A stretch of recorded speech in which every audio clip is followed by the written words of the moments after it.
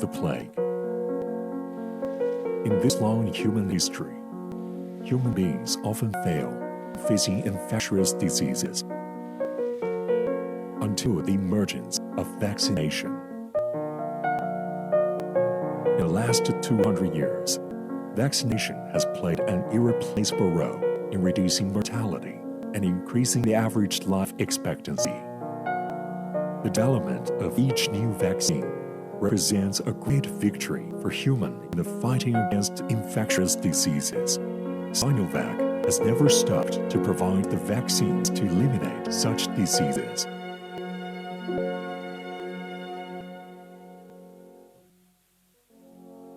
Well-timed advances, the challenge that human health is facing more and more complicated.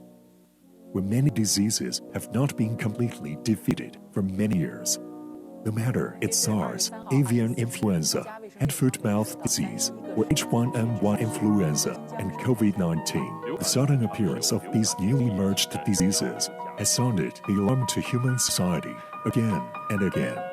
While humans are fighting against diseases, we also witness the miracle when vaccines saves life. Every time, when facing uncertainty of a new disease outbreak and under great pressure, Sinovac always stepped forward and quickly joined the front line of epidemic prevention to contribute to the national as well as global disease prevention and control. It's the responsibility that Sinovac takes. Every single dose of vaccine carries great expectations for an individual, a family, or even the entire society. In the laboratory, Sinovac's research and development team is rigorously and orderly carrying out the vaccine development every day. The search for effective solutions to prevent and control infectious diseases.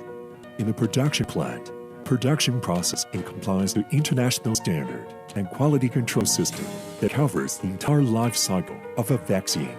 Guarantees for every dose of vaccine from Sinovac, which deserves the trust of life. In the community, when Sinovac's vaccine is timely delivered and safely provided to people, it will provide effective protection. Through the research, development, production, and application of high-quality vaccine, Sinovac's vaccine brings hope of bringing a healthy life to people and ensuring harmonized development of a society.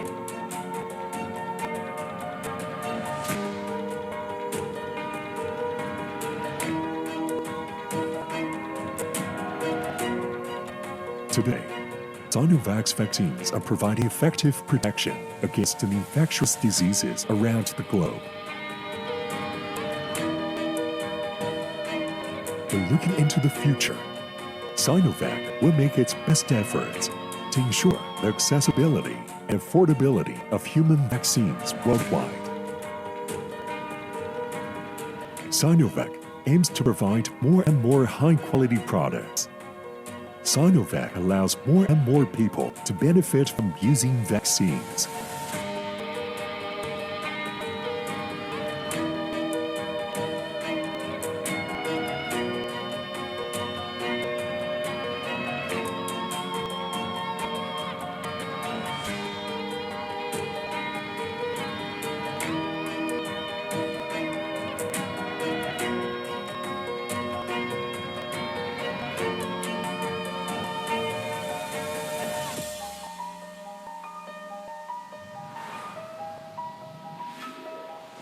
Sinovac supply vaccines to eliminate human diseases.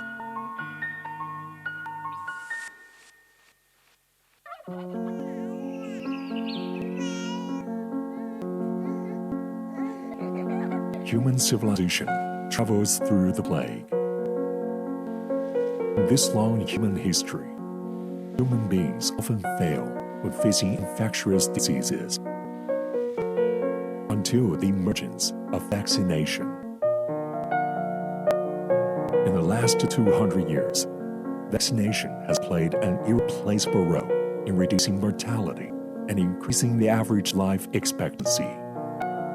The development of each new vaccine represents a great victory for humans in the fighting against infectious diseases. Sinovac has never stopped to provide the vaccines to eliminate such diseases.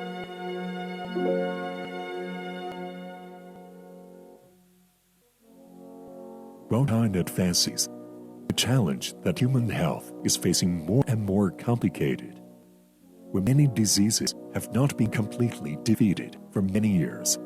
No matter it's SARS, avian influenza, hand-foot-mouth disease, or H1N1 influenza, and COVID-19, the sudden appearance of these newly emerged diseases has sounded the alarm to human society again and again. While humans are fighting against the diseases, they also witness the miracle when vaccines saves life. Every time, when facing uncertainty of a new disease outbreak and under great pressure, Sinovac always stepped forward and quickly joined the front line of epidemic prevention to contribute to the national as well as global disease prevention and control is the responsibility that Sinovac takes. Every single dose of vaccine carries great expectations for an individual, a family, or even the entire society. In the laboratory, Sinovac's research and development team is rigorously and orderly carrying out the vaccine development every day to search for effective solutions to prevent and control infectious diseases. The production plant, the production process in compliance to international standard and quality control system that covers the entire life cycle of a vaccine, guarantees for every dose of vaccine from Sinovac, which deserves the trust of life. In the community, when Sinovac's vaccine is timely delivered and safely provided to people, it will provide effective protection.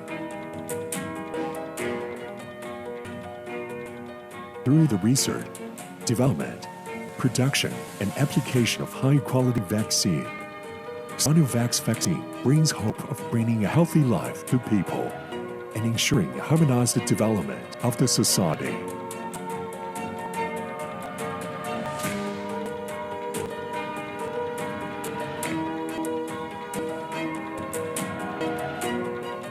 Today, Sinovac's vaccines are providing effective protection against infectious diseases around the globe. But looking into the future, Sinovac will make its best efforts to ensure the accessibility and affordability of human vaccines worldwide. Sinovac aims to provide more and more high-quality products. Sinovac allows more and more people to benefit from using vaccines.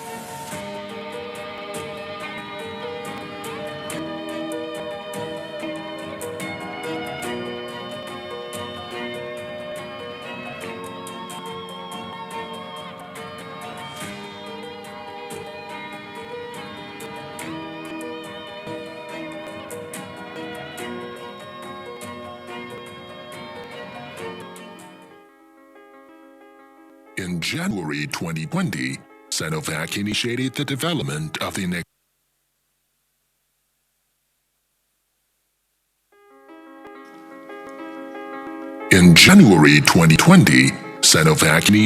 development of the inactivated COVID-19 vaccine, CoronaVac,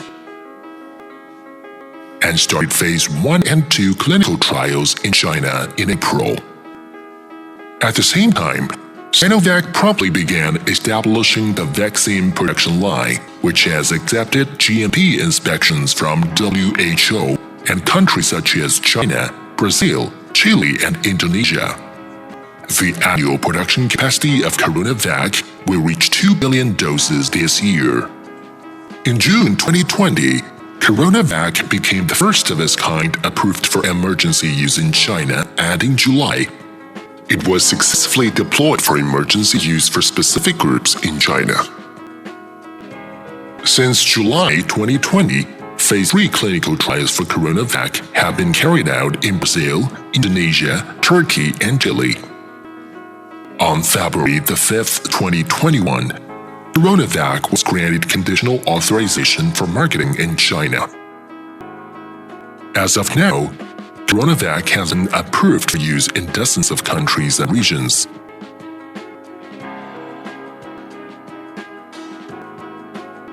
no boundary can stop diseases. No passport is needed for viruses. Facing the COVID-19 pandemic, all countries are a single community with shared destiny.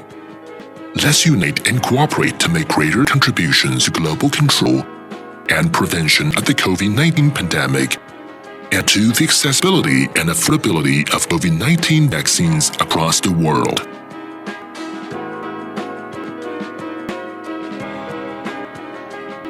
Sinovac supply vaccines to eliminate human diseases.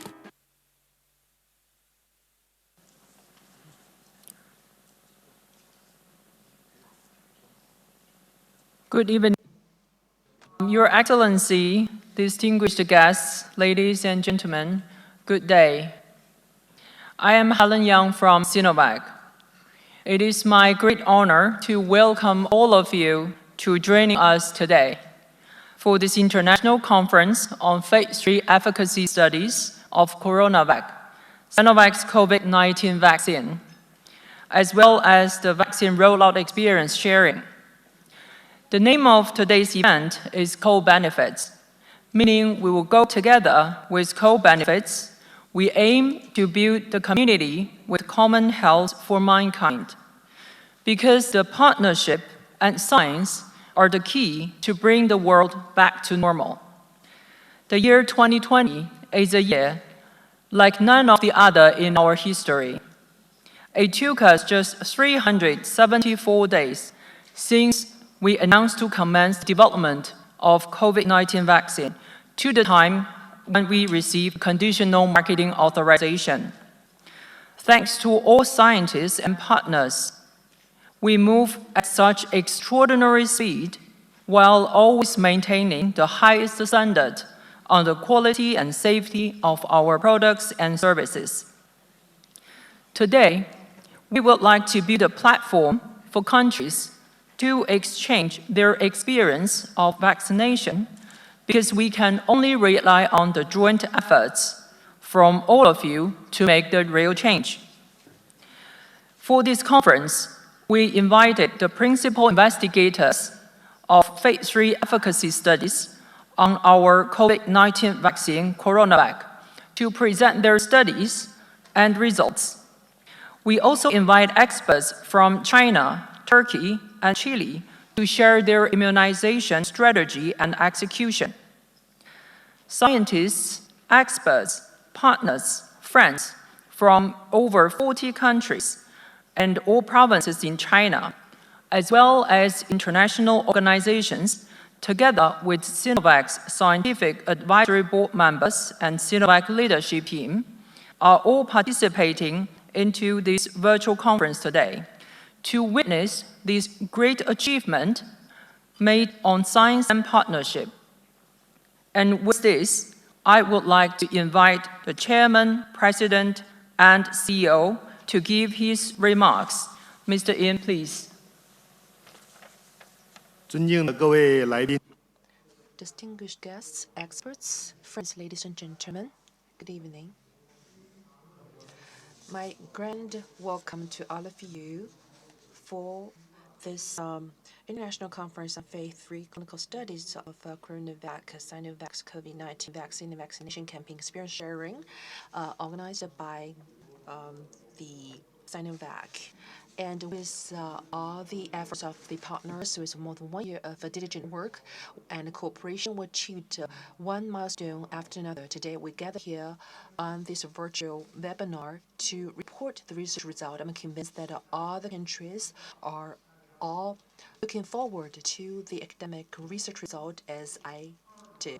Ever since January 28th in 2020, we have launched the study of the CoronaVac, starting from the selection and of the breeding and also all the standard setting, and with a lot of primate research, and to the Phase 1 and Phase 2 standard operation, especially together with Brazil, Turkey, Chile, and Indonesian experts, and we conducted a lot of seamless cooperation and conducted the phase 3 clinical study. This is an unprecedented scientific cooperation as well as a synergy to provide vaccines to different countries and also coordinate the fight against the COVID-19.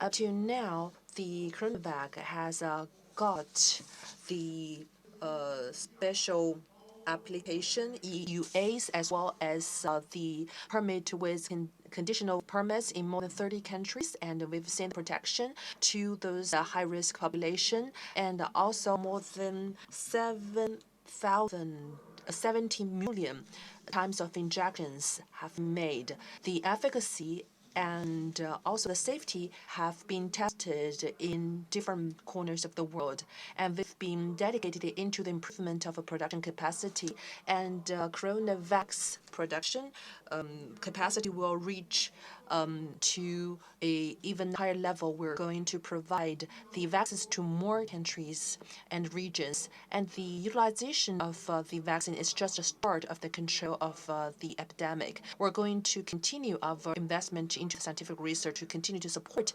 the scientists to do the application research of CoronaVac for different countries. In the following aspects, we're going to do the supportive work. First of all, we're going to support different countries to carry out the COVID-19, the epidemic survey, especially the surveillance on the virus variants, and we're going to do research on the protection efficacy and the sustainability of the efficacy of vaccines, and also the support to the special population. And also, we are going to support the EPI research and also the prevention strategy change research. For that, we especially established the Scientific Advisory Board, and we especially invited Dr. Shao Yiming to become the chairman of the board. And we have a lot of scientists online today. We're going to invite all of them to join us to carry out the research on the application and for the development. Now we're here for the first academic research sharing to talk about the safety, efficacy, and application, as well as the other scientific issues.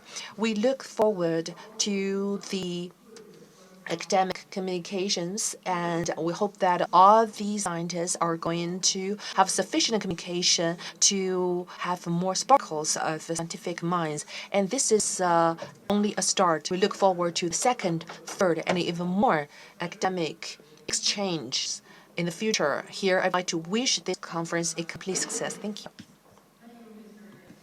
As Mr. Yin pointed out, actually Sinovac is the first step in delivering these remarkable numbers to the world.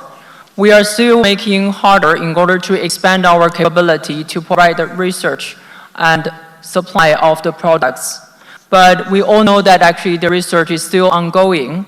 And with that, I would like to invite the chair of Sinovac's Scientific Advisory Board, Mr. Shao Yiming. Mr. Shao is a member of American Academy of Microbioscience. He is also a chief AIDS expert of the Chinese Centers for Disease Control and Prevention. Mr. Shao also is the director of the Virus and Immunity Research Office of STD and AIDS Prevention and Control Center. He was also director of AIDS Research Center of Nankai University. Professor Shao, please. Yeah. Good evening, ladies and gentlemen, and also our colleagues in the other world, maybe good morning. It's my great pleasure to participate in this meeting. And we all know the COVID pandemic is the largest pandemic since about 100 years, 1918 flu pandemic. So only a united world can control this epidemic with the government, societal, and scientist community. At the very beginning of the epidemic of last year, Chinese government has planned for 5 different technology vaccine research. And with the support of China disease control system and academic institution or industrial, such as Sinovac, Sinopharm, has pushed the 17 vaccines into clinical trial. Due to the good control of the low incidence inside China, we really depend on collaboration with our foreign countries. Today, 4 of them will report the phase 3 trial, the great work conducted in their individual countries. We are very glad to see that with the help of scientists from the 4 countries, very good scientific research has been conducted with also the support of the local government and local communities. We are very glad to have this SEB set up by Sinovac, and our task and our mission is to help the industry in collaboration with our foreign collaborating scientists and institutions to further push the vaccine work to conduct like a phase 4 study, real-world study, and also to meet the challenge of the new variants emerging from a different part of the world, and make the vaccine be sustainable and be the best weapon to control the pandemic together with the public health measures,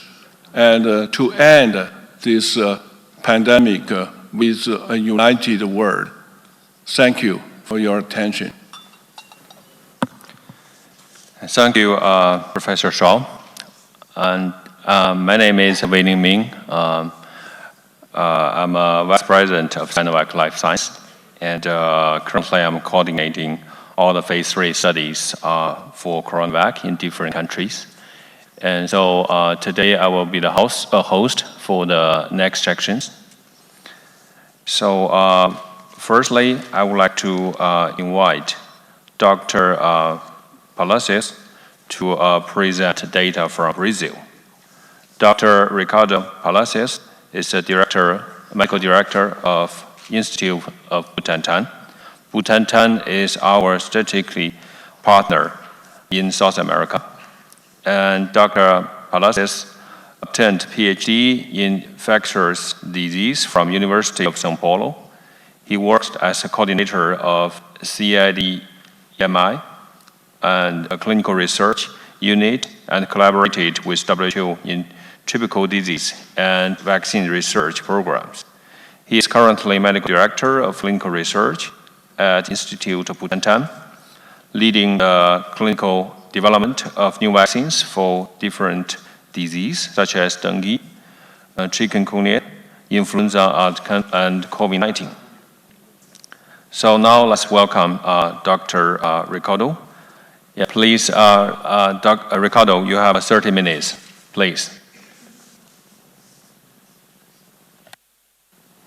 Very much for the welcome, Wei-Ning and colleagues. So let me try to put my slides in time. I want to thank for this invitation. Are you looking at my slides? It's clear. Hello. Can you see my slides? Yes. Yes. Okay, so I would like to describe very quickly what is going on with CoronaVac in Brazil since we started the collaboration with Sinovac. So I will have 3 points to discuss. One is the pivotal phase 3 trial that we have the acronym PROFISCOPE. The other one is the Proyecto S, that is an effectiveness study that is ongoing and ready to discuss a little bit about our current immunization program in the country. So first of all, I want to introduce you Butantan Institute, for those that are unaware of. This is a public health research institution linked to the Secretary of Health of the state of Sao Paulo. So we belong to the government of the state of Sao Paulo. And we are also one of the largest manufacturers of immunobiologicals in the region. And we are the main supplier of vaccine and syrup for the public health system in Brazil. We, in example, vaccinate more than a third of the population of Brazil. And we are among the 3 largest producers of influenza vaccine every year. So let me go very quickly to this study. This is the PROFISCOVE study coded COVE-02IB. This is the pivotal phase 3 study that we established in accordance to the Joint Clinical Development Agreement with Sinovac signed on June last year, and we started this study in July. It was a really quick effort from both teams, and this study was focused in healthcare professionals working in services, taking their care of COVID-19 cases. It means that, and this is something that we always advise, that this is something when you extract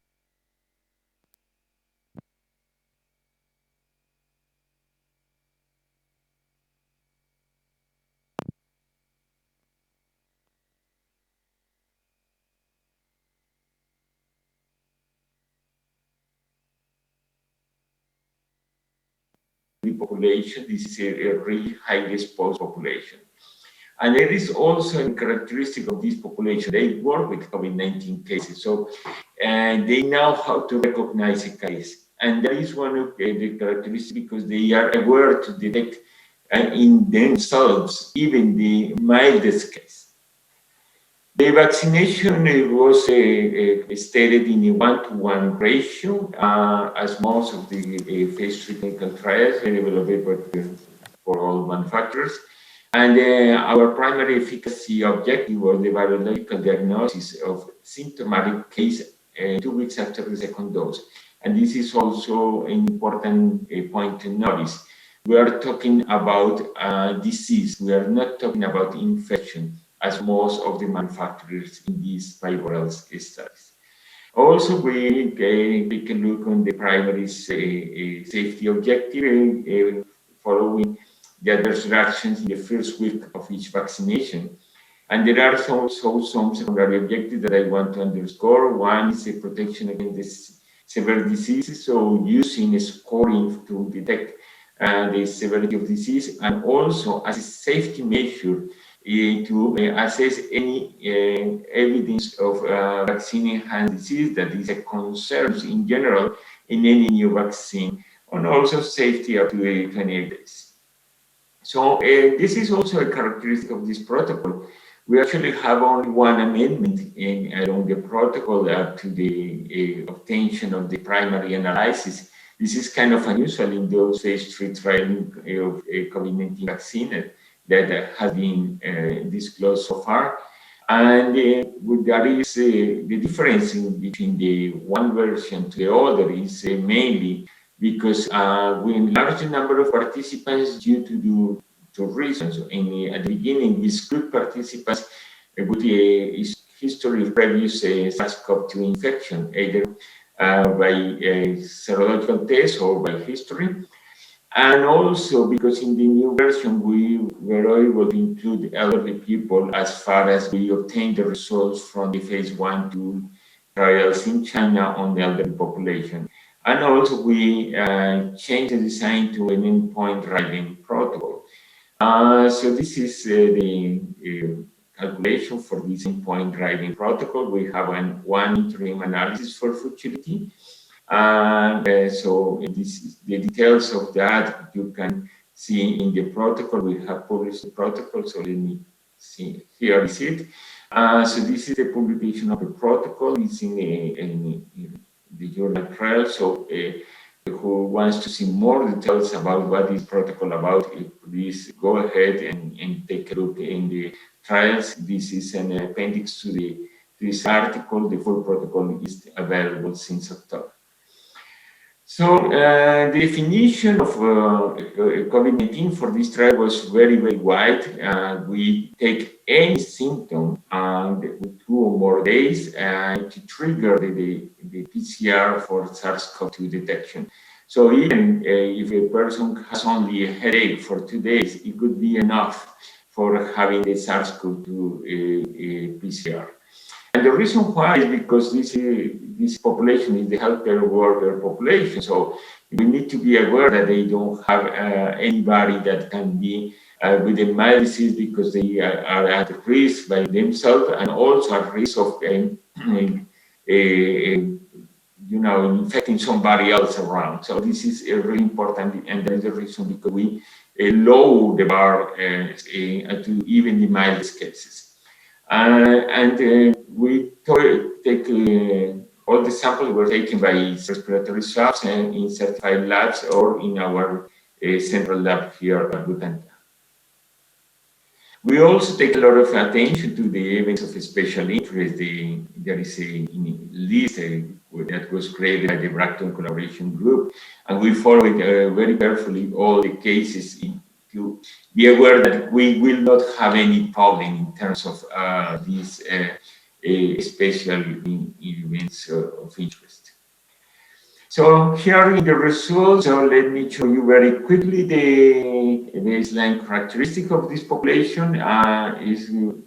As far as we start very late and we are talking about healthcare workers taking care of COVID-19 patients, it was expected to have very few participants in 60 years old or older.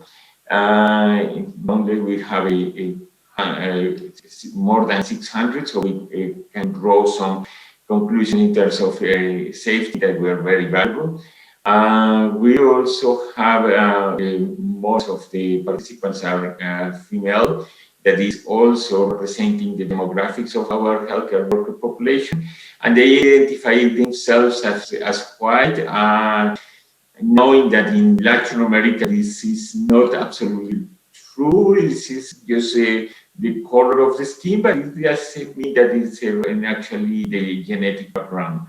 There are some people that reported some underlying conditions. I want to underscore that there is a lot of people that reported obesity, and more or less a fifth of the population. And this is important because obesity has been associated with a decrease of immune response in some other inactivated vaccines. So it was good to have a fair representation of this population. This is the flow chart of the study. It's quite complex, kind of busy figure, but I promise you will see it in more detail. We are preparing the publication, so probably in very few weeks you will get the publication and you can see it in more detail. So just to mention here that we have, of course, one this is an endpoint driving protocol, so we will have more participants in the safety analysis and less participants in the per protocol population and the intention to treat population, because this is a trial that is still ongoing. So probably after this initial report of the primary analysis, we will have further reports of the ongoing population. In terms of safety, you can see that as comparing the light and the dark bars that represent the vaccine and the placebo group, you can see that they are quite similar. And indeed, it was what was reported by our patients, that it was practically indistinguishable, the people having vaccine and placebo. This is also something to remark, because there are other phase 3 trials that they have a huge difference. So between the placebo and the experimental arm, so it could allow to biases. In this case, we don't have this problem because those bars are quite similar. And when we unblind the study, what it was really the most important adverse reaction during all the study was the pain in the injection site. So this is also expected, and it is related to the inflammatory processes following the vaccination that will trigger the expected immune response. So this is actually a good sign. There is nothing relevant, and this was nothing that jeopardized the usual activities of the participants. Regarding the systemic adverse events, there is nothing that is remarkable. You can see that the dark and the light blue bars are quite similar in all the parameters. I would like to underscore here allergic reactions were very limited, less than 1%, and those allergic reactions controlled very easily in the ambulatory services with oral medication. We didn't need even intravenous medication for anybody in the study. So this is a sign of the safety of this vaccine. So let me go to the efficacy, and first of all, I want to explain a little bit for those who are not familiar with this WHO progression scale. So this WHO progression scale was stated for trying to standardize how to report the clinical trials, either for prophylaxis or treatment. And it goes from 0, that is a person that has some symptoms, but they have no viral RNA detected, to mild disease. Score 1 is the asymptomatic case. The score 2 represents those who are symptomatic but has no requirement of any medical assistance. And score 3 is still mild disease, but it has some need of assistance. Score 4 and 5 are people that are hospitalized either without oxygen or with oxygen by mask or nasal front. And the score 6 or higher are the severe cases, so with different levels. And what we know is that in the public health perspective, what is more relevant indeed is this, first of all, to avoid the severe disease, so it's score 6 and higher. And the second point is to avoid the hospitalized cases, so it's score 4 and higher. Nonetheless, we know that if we want to set up a study to detect only those cases, probably the size of the sample size would be enormous, and the time required to obtain answers would be too long, and that is not feasible in terms of an emergency in public health. So what we took as a decision was to lower the bar as low as we can. So we even take the mildest among the mildest cases, so it's the score 2, the really mild cases. We know that the consequence of that is that we will have low efficacy. It's expected that probably the efficacy is lower for the very mild cases. If we took to the high score, probably we will have a high efficacy. But the advantage is that we will have more cases more quickly, so we can answer this emergency in public health. So this is the decision. So what we want to see in general as the effect of this kind of vaccine is that the vaccine is able to decrease the score in general, to decrease the intensity of the clinical disease. So let's see what happens. So the numbers in red are the ones that have significant statistics in the following slides. And we can see that in the overall, so taking from the score 2 and higher, we have an efficacy of 50.7. You can see that it's a little bit different because we cleaned that we were reporting in early this year, because we have a cleaning of the database, so we can and we have the outcome of some of the cases. So that is the reason, because we have a slightly different number that we have presented before. So this is a significant number. We set up as a bar for a significantly lower bound of the confidence interval, 95 in 30%. So you can see that it complies with this, also with this condition. And in terms of what is really, really important, so in terms of score 3 or more, so it means people that has 3 is still mild disease, but would require So medical assistance, we will have 83.7% of efficacy. And for score 4, meaning people requiring hospitalization, moderate to severe cases, we have 100%. So, and this is also statistically significant. So this is really important. And what we need to interpret this information is that we clearly have a trend.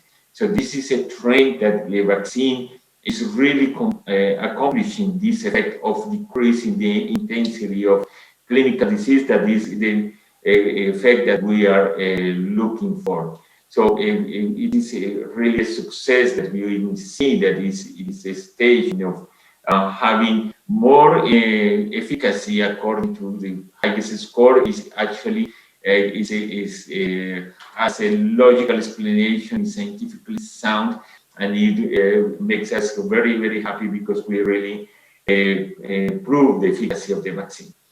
Regarding the previous exposure to SARS-CoV-2, we really have limited numbers in people with previous exposure, but in the people with no previous exposure, we have a result that is significant. And also, we have this same result for people 18 to 59 years. We have no enough cases in the people with 60 years of age or older to make any statement. Unless we know that for the phase 1-2 studies in China, that the immune response is analogous either in the if you are younger or older than 60 years. So in terms of the interval between two doses, I would like to underscore here that there is a trend of having better efficacy if you have a longer interval. It was not a surprise. We put a very short interval of 14 doses as a target because this trial was designed as an emergency use trial. So we think that for these people that was highly exposed, 2 weeks of difference is a difference. But we currently recommend people to extend to 28 days. That we know that for the phase 1-2 studies in China, that we have a higher titer of antibodies, and so it's probably better to wait a little bit and up to the 28 days between the both doses.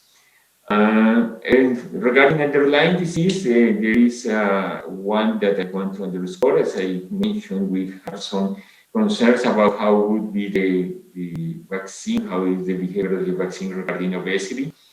And we see that it works pretty well. So we are very, very happy to see that in this case, we have no concerns for these inactivated vaccines, that it will be jeopardized because of the obesity. On the other underlying medical conditions, there is no enough number to draw conclusions. And this is the Kaplan-Meier curve of the modified intention to treat results of the study. So you can see that the curves tends to invert to the blue line is the placebo. So and you can see the very high incidence in the placebo arm in this limited amount of time.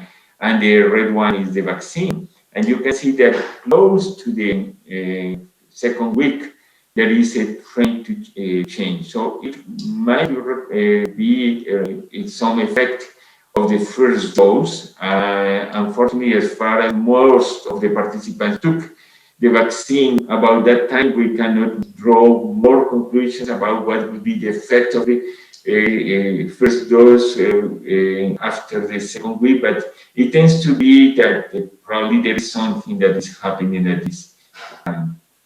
So as a conclusion, we can say that the vaccine is safe with local pain as the most relevant adverse reaction, and we achieved the expected effect of decreasing intensity of the clinical disease. And what is most remarkable is that this efficacy was proven in a population with a very high incidence rate.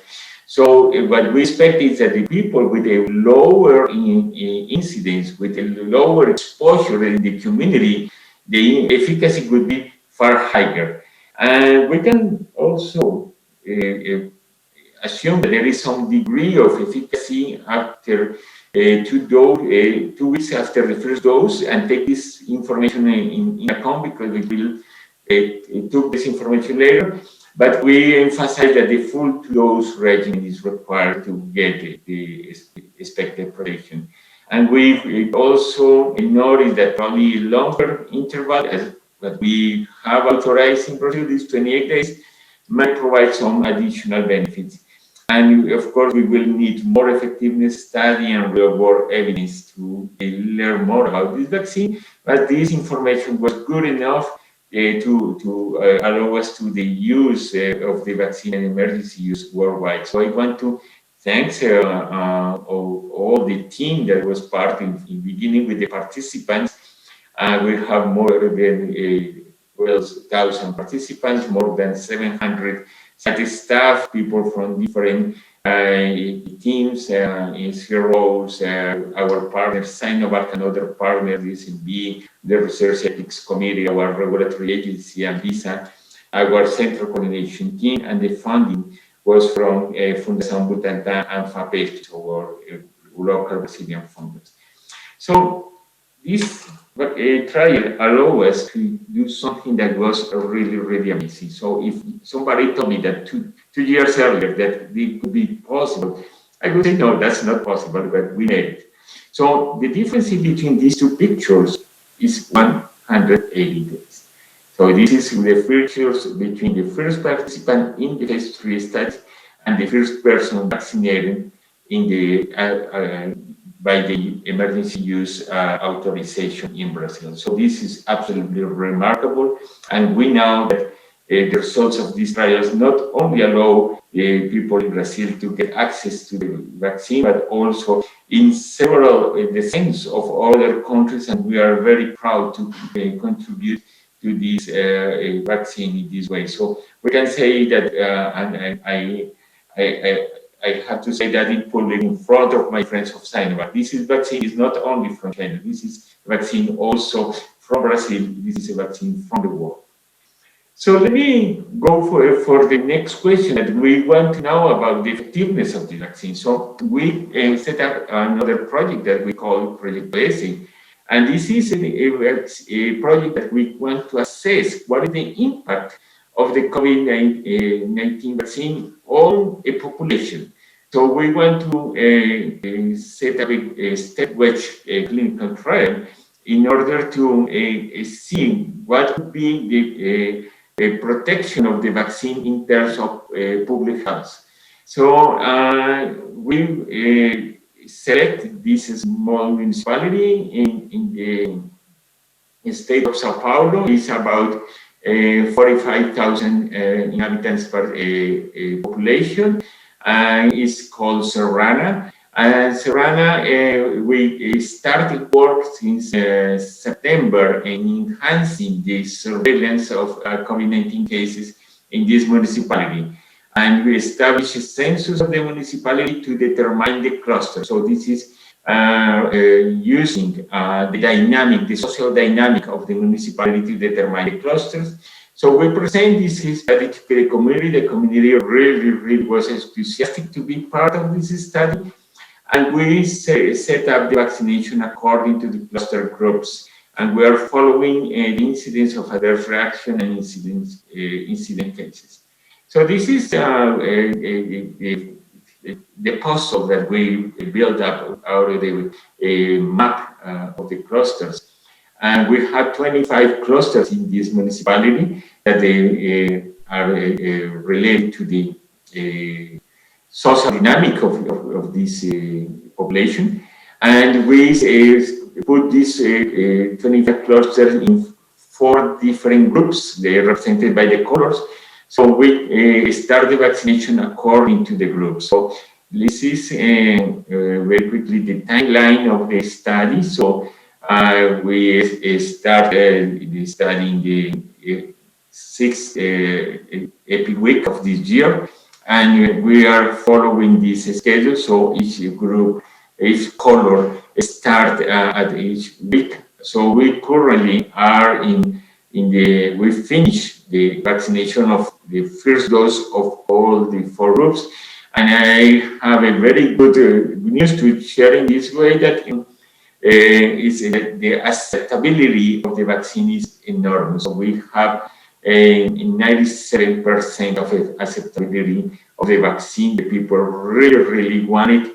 The people notice that nobody has any problems, so spread the voice and invite the familiars. And of course, engagement of community leaders has been a key to get this kind of acceptability. And there is also another good news that this is that the safety of the vaccine was proven at a population level. So we are talking about more than 26,000 people vaccinated, and we have only one severe event that was not related at all with the vaccine. So this is something that we are very confident that the vaccine worked very well in this controlled environment. So we're very anxious to finish the vaccination, and probably in a couple of months we can share with you some of the results of the study. Of notice, I want to mention that the P1 variant was detected in this municipality by the same time that we started the study. So in all the region, the P1 variant is occurring at a very high level. So one unexpected result of the study was also would be to answer whether this vaccine can control this P1 variant, because we will have effectiveness evidence with an ongoing P1 epidemic. So this is just to thank you, our colleagues. This is a huge effort, also 100 people working on this, and the collaboration between several institutions to move forward in this regard. So when we talk about these variants, we have 2 variants. That one is a variant of interest, the P2, and another one is a variant of concern, the P1, that has been a real trouble for us here in Brazil.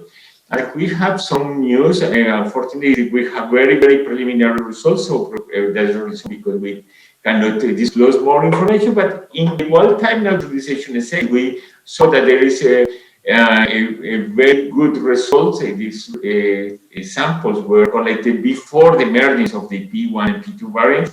So to have more reliability, that there is no interference with natural infection.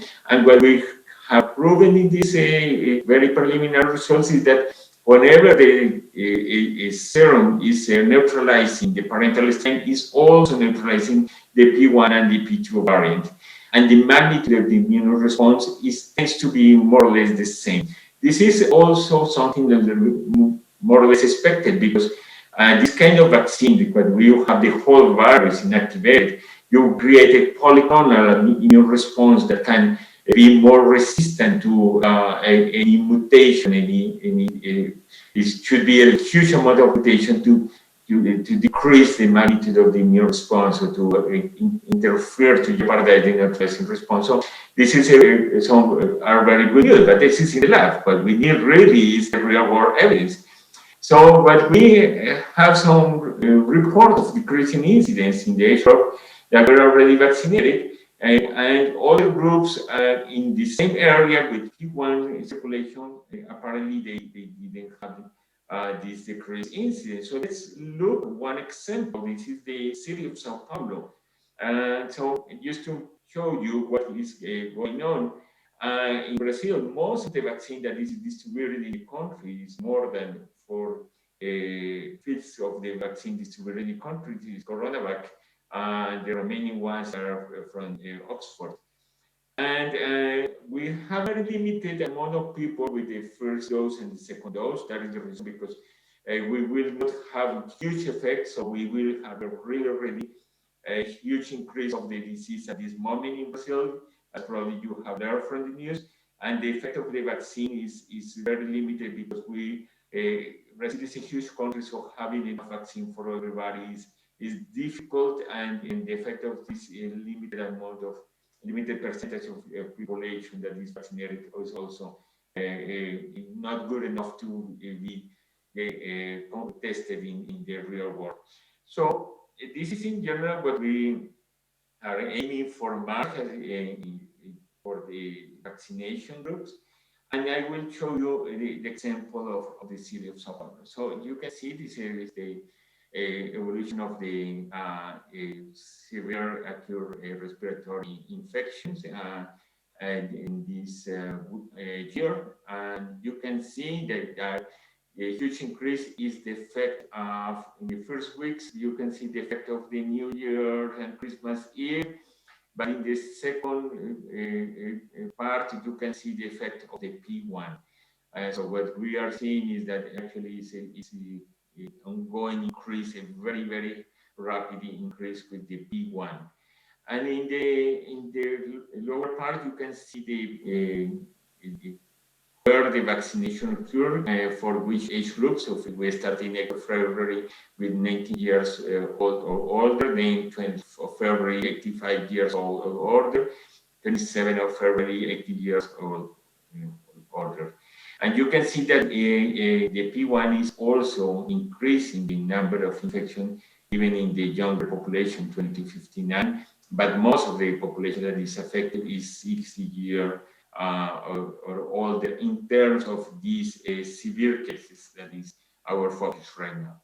So we want to take a closer look to the people in the 60 years old or older group.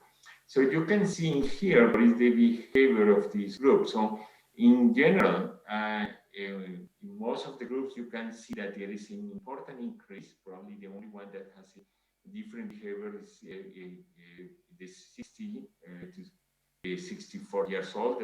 Sometimes probably is under some notification that probably it get this stop, or probably the people is taking more care, or we really don't know. But what is really, really remarkable are the lines that you can see in the lower part, that are the blue one, that is 90 years old or older, and 85 years to 59 years in the orange one. That you can see that there is a trend that is like was trying to rise, at some time it kind of stopped. It's like it's a contained. So what we think is that this is something that can be related with the vaccine. So is there an actual difference between the trends in other age groups as compared with these ones that are the most vulnerable among the elderly population? So it's kind of like the vaccine, even if they couldn't complete the full vaccination scheme, like 2 weeks later, you start to see that there is a trend of contention of this pressure in the attack rate. So again, this 2 week again coming back that I mentioned before. So probably there is some effects from the first dose. And this is some real world evidence that probably this is for real. So you can see this is the combined population. So you can see in the red dot line the behavior of the people with 20 to 59, and you can see that this behavior, of course, the scale are different, but you can see that in this trend is increasing and with no stopping in comparison with those groups that they started vaccination earlier, that apparently stopped. So this is a very interesting evidence. We need to follow up, and we need to follow up what happened in particular with the groups that are coming to the vaccination. So we are very anxious to see what happened with the people with 80 years old or older, and so on, as far as these cohorts of people is getting vaccinated with the local immunization program. So this is a glimpse of hope, of course, you see this kind of information. And this is the last slide I wanted to share with you today. So thank you very much for your attention. I expect that you were passing too much time. But thank you for your patience. Thank you, Ricardo. Nice work. And we highly appreciate our Brazil College great effort in the clinical studies of CoronaVac in Brazil. And we know, all of us know, currently COVID-19 is still very serious in Brazil. But our CoronaVac already large used in this country. And also great to see the vaccination start to change the epidemic situation in 90 years old in São Paulo. And actually, we are looking forward to more data from Brazil. Thank you again. Next, I will invite Dr. Serhat from Turkey to sharing the data from another phase 3 clinical study of CoronaVac in Turkey. Professor Serhat, Ünal, is principal investigator of Turkey trial. He is the president of Turkey's Society of Internal Medicine and Secretary General of Turkey's Society of Hospital Infection and Control, and of International Society of Antimicrobial Chemotherapy. So now I hand over to Professor Ünal. So Professor, you have 20 minutes, and please go ahead. Okay, thank you. Dear colleagues, I'm very glad to be here and sharing the results of our phase 3 study. But we just finished the study, so I do not have very detailed report today. I'll just share the mainly the efficacy results, and we are preparing all the detailed results of the study.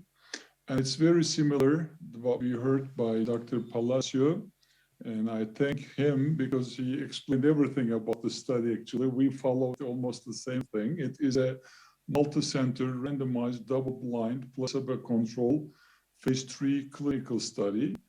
And it is 2-dose vaccination, 14 days apart. And we use the 3 microgram, 0.5 ml, equivalent to 600 standard units per dose.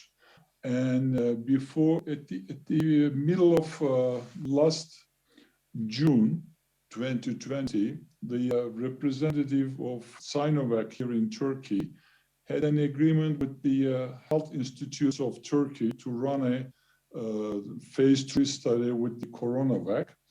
And that body is the part of the Ministry of Health, actually. And I work in a big university hospital here in Turkey, in Ankara, and I'm the chair of the Vaccine Institute of Hacettepe University. So I've been offered to organize and run the study, and we have started to work at the end of June 2020.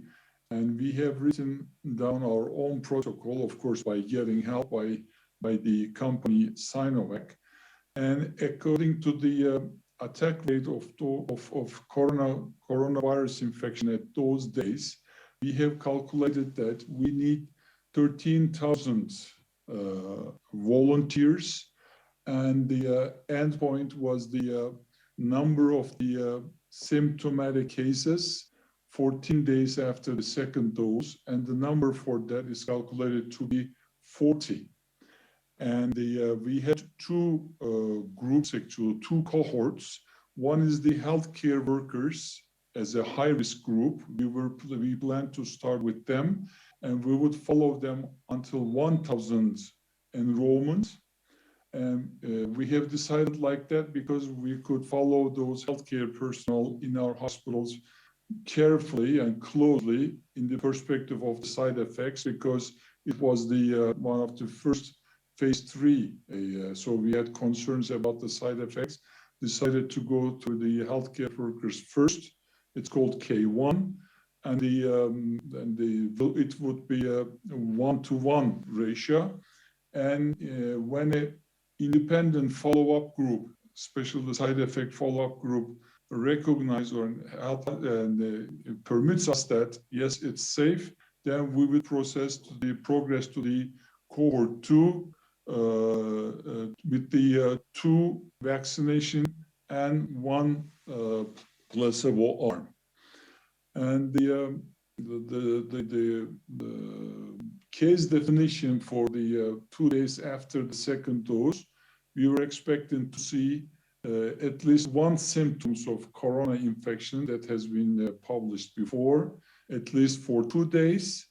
And in those symptom positive cases, then we would do the RT-PCR and prove that those symptoms are because of the corona itself. And for the inclusion and exclusion, the main limit, all the volunteers has been tested for PCR and for antibody first day, and we get the results in the evening. If they are negative, then we enroll the patients or the volunteer to the study in the next day. And we have make the applications to local and the central ethical committee. It took some time, particularly the local ethical committee. They have asked thousands of questions, and we could start to enrollment in the middle of September. We got the first volunteer at the 14th of September, and we have organized in 24 different centers all over Turkey. And by February 2021, more than 25,000 doses were applied, including the revaccination of the placebo arms. And we had one extraordinary or unexpected thing during the study. In the evening of 23rd December 2020, I have been asked by the Central Ethical Committee to make an evaluation as an interim efficacy results, because the Ministry of Health was asking, not totally breaking the codes, but an evaluation, what is the efficacy and what is the side effects ratio, because Ministry of Health was ready for the decision to import the vaccine to the country or not. So this is unexpected and extraordinary. We know that, but we had to do this evaluation, and we have studied, those independent group composed of 5 colleagues who are very experienced in the area. They have just looked at the data, how many cases, how many in CoronaVac, how many in placebo arm for the volunteers, and how many cases that I have described to you before, 14 days after the second dose. And in that very preliminary study, there was more than 9,150 subjects screened and 7,370 included, and almost 65 of them in the vaccine arm and 35 in the placebo arm. By the way, in between, up to 1,000 patients, when we have arrived to 1,000 volunteers, all healthcare personnel, the independent group studied the side effects so far, and they have led us to go into the lay people, less risky people. So at that time, at the end of December, the number was almost close to 3 to 1. And as the 23rd of December, all those patients or the volunteers were enrolled and randomized from 24. And at that time, there was 10,000 doses were applied. 3,457 subjects were in the second dose. And here, this is the Turkey's map. This is famous city, Istanbul, and this is capital, Ankara. And as you see, the 24 centers have been chosen from different parts of the country. And that very preliminary result, we didn't look at any other things, just the COVID positive, PCR positive COVID cases that has been diagnosed 14 days after the second dose. Just look at the numbers, only the numbers. And at that time, there were 1,322 cases who were after 2 weeks after the second dose, 752 of them in the vaccination arm and 570 in the placebo arm. And you see the percentages over here. There was 3 cases in CoronaVac. They all are very mild, and there were 26 cases in the placebo arm. As I recall, at least 5 of them were hospitalized. So out of the 29 cases, the vaccine efficacy has been calculated according to the number in the 95% confidential interval and with the lower limit of the efficacy, 72% and up to 97% upper limit, the vaccine efficacy calculated to be 91%. I know it's very preliminary, I know it's very unexpected, but to help our Minister of Health, we had to do this calculation. And after that, and here you see the chart for that. This is the 20 days. So 14 days is the second dose. So about 1 week after the second dose, the differentiation starts, as you see over here. And the safety analysis were performed with the data of 2,964 subjects. And there were more than 1,000 events observed in 593 subjects. And the very common ones was systemic ones, fatigue and headache, as you see over here. And after the second dose, even the fewer numbers with the same symptoms. And the most frequent local adverse events were the pain at the injection site being 0.5% in the first dose and the 1.9 in the second dose. So after that, we had a long discussion because Minister of Health asked us to go on to the study, but some of the group members was worrying about the Helsinki Declaration because we have declared the result. We may not process with the placebo study.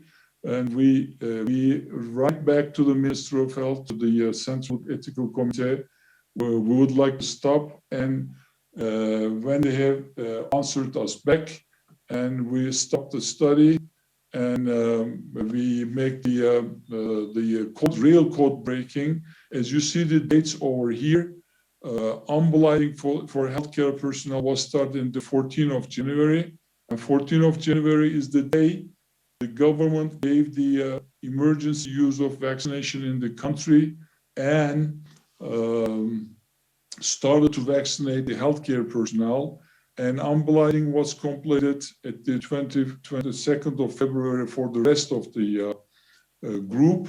And the updated efficacy results that I'm going to present you today was studied at the 3rd of March as the preliminary result. And again, the same centers. And oh my God, I have forgotten the. Okay, I'll try to find that slide later. Let me finish that here. Again, we use the centers. We have same centers, of course, has gone on to study. We have screened totally more than close to 12,000 people, and the 10,216 subjects received at least one dose of product, and the 10,030 subjects received the second dose of the product. And here you see the centers from different part of the country. Some of them has gone up to close to 1,000 cases, and some of them could give only the 100 cases. And in the perspective of the gender and the age, and I've forgotten to say the study included only the people between 18 up to 59 years of age. We don't have over 60. And as you see, the numbers among the genders and the age is quite equal. And I do not have the other detailed data of the different groups available now. And very basically, vaccine efficacy, but this time calculation is different, of course, because in CoronaVac arm, we have 6,559 cases, and the exposure of them are different. So the person-year exposure is 283.89, and placebo arm, we have 3,471 cases, and the year exposure is 166. Here you see the incidence in both arms, and we stopped at the 40 cases actually. 2 weeks after the second dose, we have 41 cases, 32 in placebo arm, and 9 in the vaccine arm. And this is the first endpoint, vaccine efficacy against symptomatic infection. Again, the person will have at least one symptom at least for 2 days and will be PCR positive. And the total cases that we have evaluated for this one was 10,030 cases. And in this calculation, the vaccine efficacy was 83% 5, and the efficacy lower limit is 65 and up to 92 in the 95% confidence interval. And the other endpoint, was the avoiding of the severe infection. We described that as the need for hospitalization. Of course, there are different severity level in the hospitalization, but this is the general evaluation of the hospitalization. In the vaccine arm, there was no cases who has to be hospitalized because of that corona infection. And in placebo arm, there were 6. And because of the 0 to 6, we had 100% efficacy for the hospitalization. And when we do the chart again, here we have the 14 days, as you see. About 1 week after the second dose, we start to see the difference and the protection is coming out. But with the first dose, everybody is so eager in the country. What is the protection level after the first dose? We are doing those calculations and we have numbers for that too, but it will be released in the publication. But obviously, the trustable side is the at least 1 week after the second dose. And for the follow-up for all study group, follow-up after the randomization, you know, the rule says you got to follow at least 60 days. And in both arms, we came up to 70 days. And after the 14 days, after second dose, we have the follow-up 42 and 43 days. And since the mass vaccination is started in the country, we had to stop the study. So the follow-up for the 14 days after is 42 days. And for the safety results, adverse events in the first days after the first dose, in the vaccination arm, 6,648 and 3,568 in the placebo arm. No major difference actually. Pain in the inoculated sites and the redness in the inoculation site is not very different than placebo, as you see. And in some systemic effects, even in the placebo arm, we had more numbers, like fatigue, headache, muscle pain, fever, diarrhea, shivering, muscle congestion, and cough. So we didn't have any major safety issue after the first dose. And after the second dose, you see the numbers are almost the same. Local side effects and the systemic side effects you see over here. And the serious side effects, those are the total numbers actually. Among all those 10,000 people, there was only one a mild anaphylaxis, I would say, a real allergic reaction. She was a pediatrician in Istanbul, and they have hospitalized her for observation for 1 night, but that was not a major issue actually. And the other unrelated issues over here you see. So we did not diagnose any major side effect. So at the end of this 4-month study, I would say, including the first preliminary, and then at the beginning of this month, the second preliminary results, I can say that this vaccine, CoronaVac vaccine, is safe and quite effective in the prevention of the symptomatic cases up to 83%, and in the prevention of the avoiding hospitalization because of this infection. And after me, my colleague from Ministry of Health will talk about the mass vaccination. We have gone up to close to 13 million or 14 million doses already being used in the country. And she will talk about the results of this vaccination. Nowadays, the thing that we are discussing actually, just added, Turkey is using Sinovac and the very limited BioNTech Pfizer vaccination, and comparing to the other countries, we are trying to do our best like all the other countries, and we are in the first 5 or 6 level in the number of the vaccination. And among those 10,000 people, actually, in the protocol, it was included up to 2,000 people would check for the antibody level. We have done it. We are studying we are working on the results. And among them, minimum 1,000 of them would be evaluated for the neutralizing antibody. It's almost finished.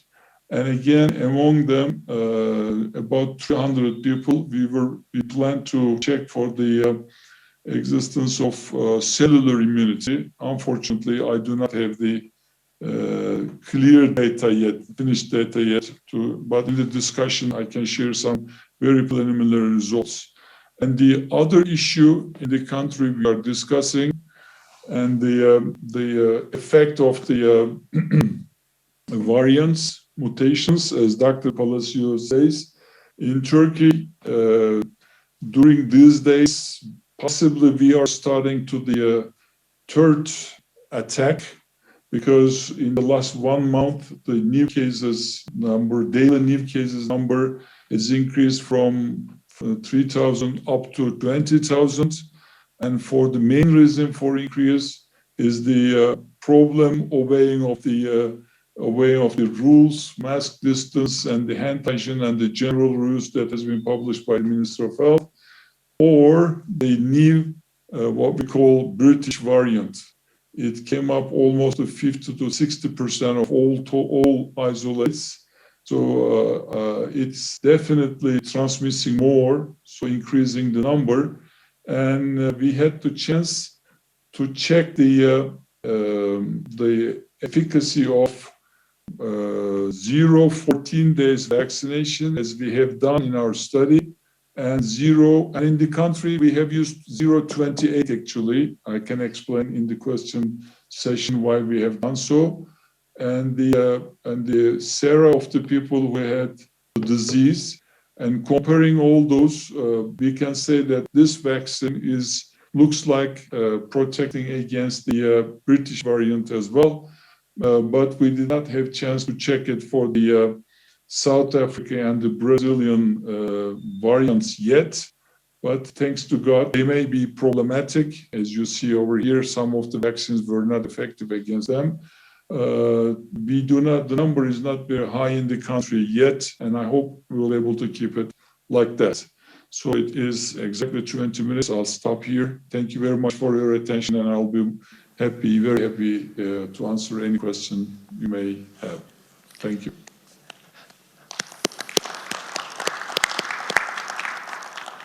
Thank you, Professor. It actually is a very encouraging result indeed.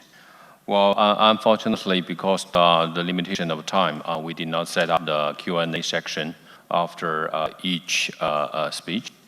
So based on this good result from Turkey, actually, CoronaVac was granted emergency use approval in January. And the large vaccination campaign already triggered after this approval. Now, more than 10 million doses of CoronaVac already used in Turkey's population. And today, we also invite Dr.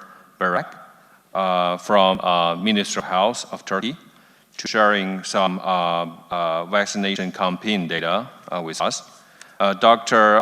Berrak, Bora Başara, is a medical doctor, has experience in public and private health sectors as a field physician before she had started her career in Ministry of Health of Turkey. She has a long career in Ministry of Health since 2002 at many levels. She has been holding the head of Department of Statistics position in the General Directorate of Health Research from 2010 to 2018, and General Directorate of Health Information System from 2019 until now. Let's welcome Dr. Berrak. You have 10 minutes, please. Thank you. Thank you very much.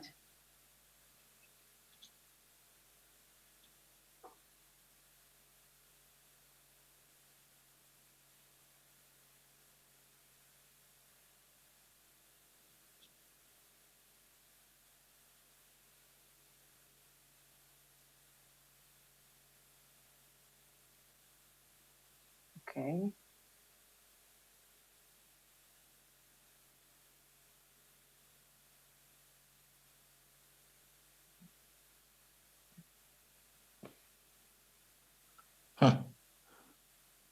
Just a minute. Sorry Yeah, about it's that. coming out. Sunuma getirdim hallolacak arada. Tamam böyle. Böyle devam et istersen gözüküyor. Yeah, I think it's okay. You can use this model to present. Okay. First of all, I want to thank you for inviting us to this meeting, the webinar. Today, I want to give you some information about Turkey's COVID-19 vaccination program.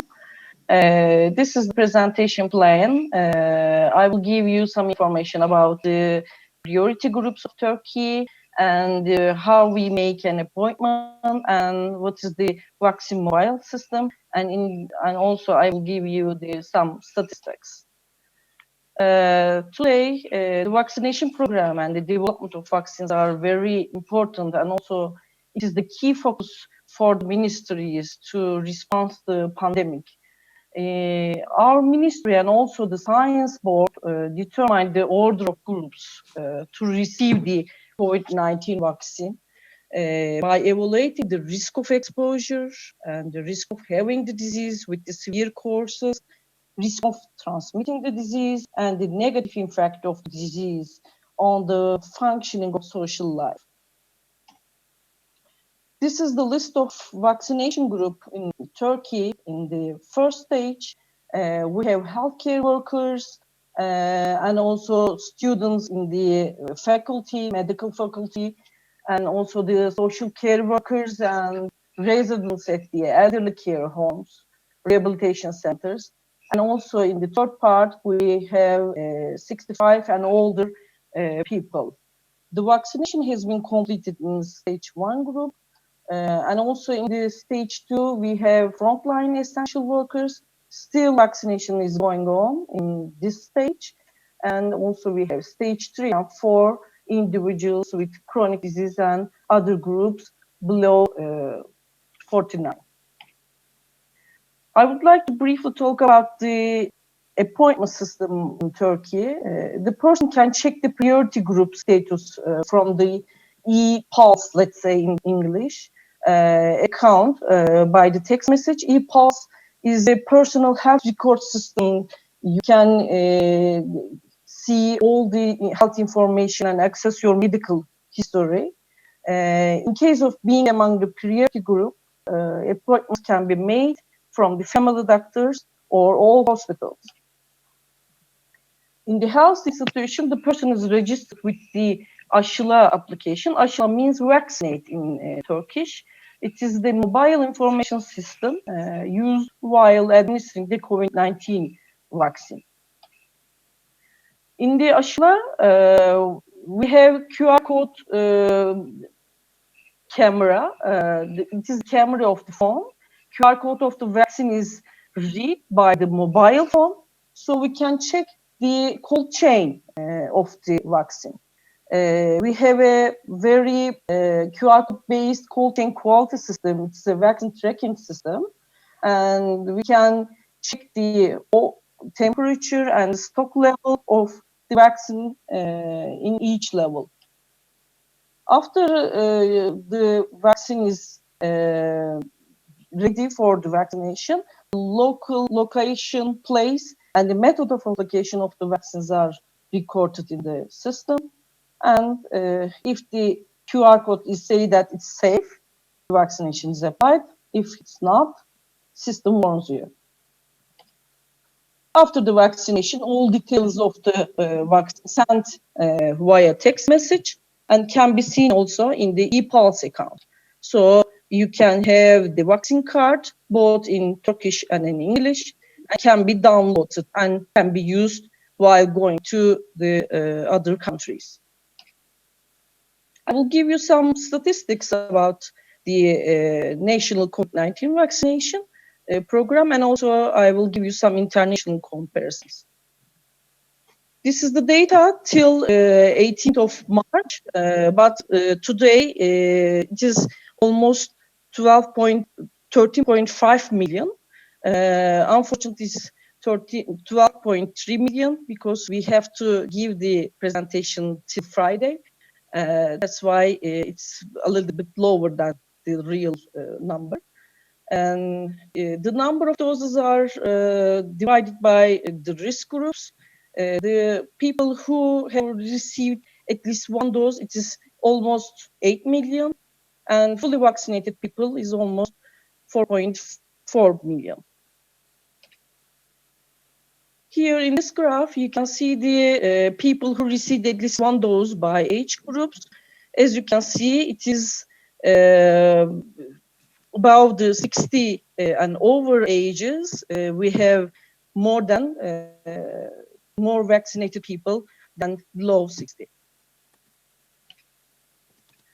For the healthcare workers, it is a little bit different from the total population because they are younger, and then the age is between 20 to 60.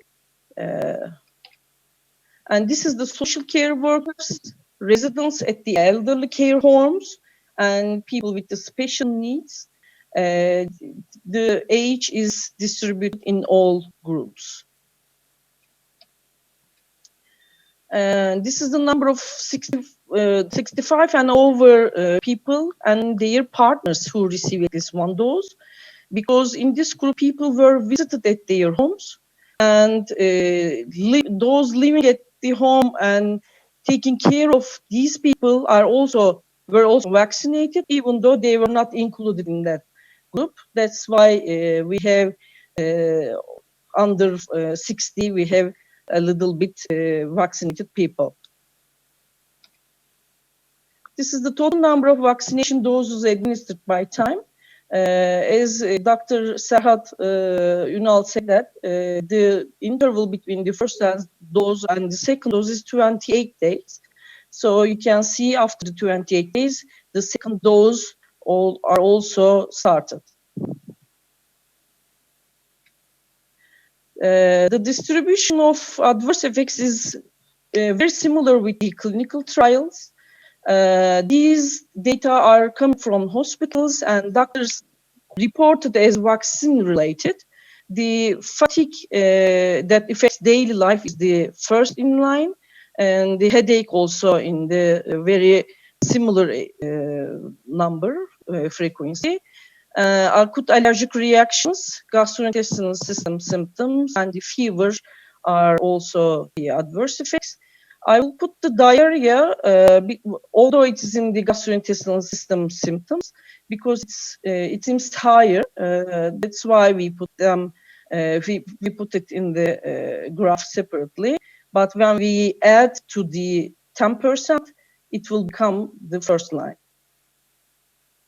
And among those who have vaccinated, around 8 million, which have who has at least one dose, a total of 4,300 people experience an adverse effect. It is 52 per 100,000. And I must say the 45% of people with these adverse effects having comorbid diseases, and 90% have allergy, and 40% were using medicine. And 1.52% per 100,000 are needed to be hospitalized, and also 1.19 per 100,000 experience a life-threatening situation. When we compare our results with the other countries, it is also the data are coming from our world in data. The distribution of the dose is very different in countries by countries. For example, in United Kingdom, first dose is 93% of the all doses. In Turkey, it is 65%. For example, in Canada, it's 82%. And when we look at the distribution, the percentage of the population, 37% of the population is vaccinated in United Kingdom, and it is in 9.5% in Turkey. And this is the comparison of people receiving at least one dose per population and the total number of doses. Here you can see the population percentage and also the number of doses. This is the comparison of the full vaccinated people per population. In Turkey, it's 5.2%. It's higher than the other countries. And also, although the number of vaccination is almost similar, the percentage of population is higher. In Canada, it is 1.6%, and in United Kingdom, it's 2.6%. In this slide, the proportion of people, you can see the proportion of people who receive at least one doses. Although the distribution, the cumulative trend is high in United Kingdom, and other countries are almost the same. When we look at the fully vaccinated part, it's almost not equal with other countries. You can see the United Kingdom is lower, and for example, in Turkey, it is going higher and higher in every day. But in Canada and Italy, it is going also higher. Thank you. Shishan. Thanks, Dr. Berrak. And actually, as vaccine manufacturers, it's really fantastic for us to see this large vaccination campaign. And we are also really looking forward to working together with a colleague in Turkey and to win the battle finally against this COVID in Turkey. So next, since this is online webinar, so we don't have a coffee break, but actually there is, I think there's 20 or 30 people here. So I suggest, because already the coffee break arranged in the corridor, so people sitting here can go out and to have coffee, but we will go on for the sections online. All right, so next, I would like to invite Dr. Kusnandi Rusmil from Indonesia to sharing the data of the trial in Indonesia. Dr. Rusmil is the principal investigator of the phase 2 clinical trial for CoronaVac in Indonesia. And he is also the member of the research unit of the School of Medicine in the University of Pajajaran. And he leading a team and do a lot of research, not only for COVID-19 vaccine, also for hepatitis B, OPV, influenza, and etc. So, Dr. Rusmil, please start your presentation. You have 20 minutes. Thank you. Yeah. Okay. Thank you very much. I want to share screen, please. Okay. Yeah, looks nice. Thank you for the opportunity join the CoronaVac vaccine clinical trial. I am very happy. And this moment, I want to present about the inactivated vaccine COVID-19 clinical trial in 18 years until 50 years of age. The clinical trial conducted by Faculty of Medicine University Pajajaran, collaboration with Biopharma and Sinovac Life Science.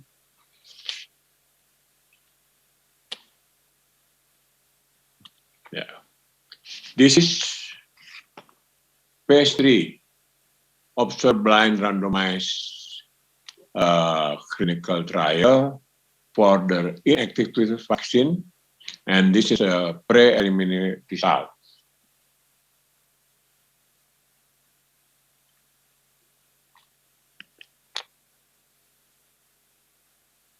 This slide describes overall study plan we need for the efficacy 1,020 subjects for efficacy, safety, and immunogenicity.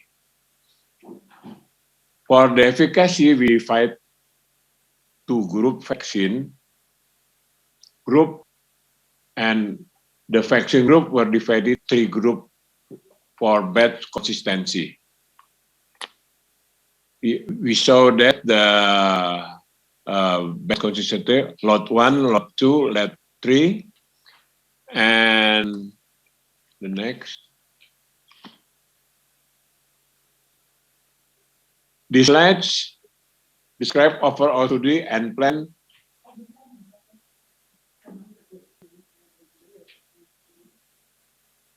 This is a flow chart. Before the study, the subject must be done for PCR and rapid test for COVID. If negative, the subject can join the research. This according for ethical committee, because many of the ethical committee very it's the new disease.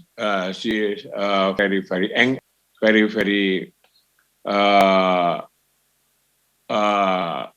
very careful about that. That's why before the study, the subject must be negative for the PCR and rapid test for COVID. Before vaccination in visit 1, blood sampling was carried out for serology. And then after 4th day, the vaccinated subject have the vaccination after 14 days. Then after 14 days, the second vaccination in the visit 2. Yes. And then blood sampling was carried out for visit the visit 3A, 3 months after visit after visit 2 plus 14 days, and then visit 4 after 6 months after visit 2.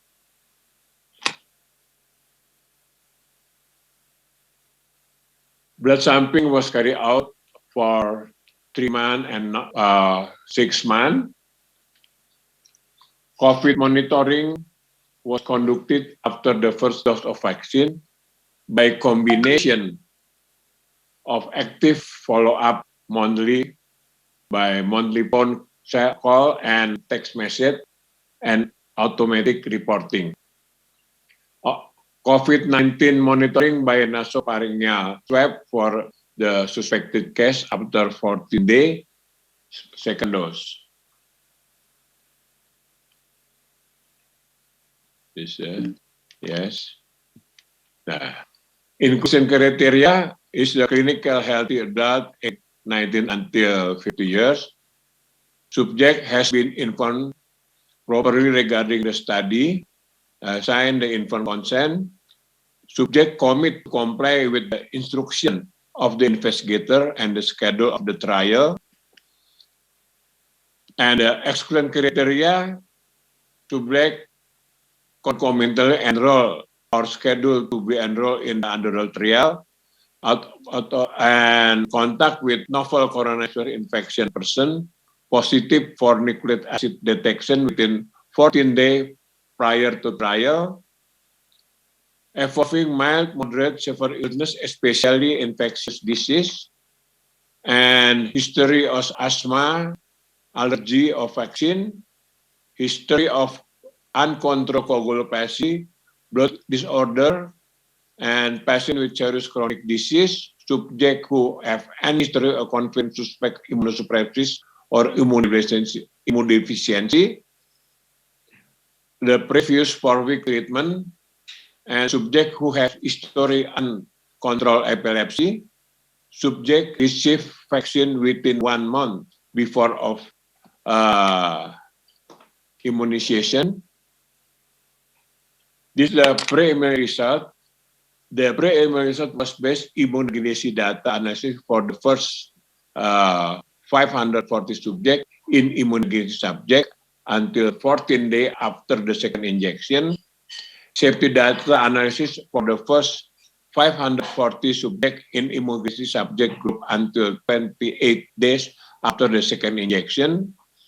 Efficacy analysis from 1,620 subjects with cut-off data 5 January 2021. This overall about the randomized 540 subjects.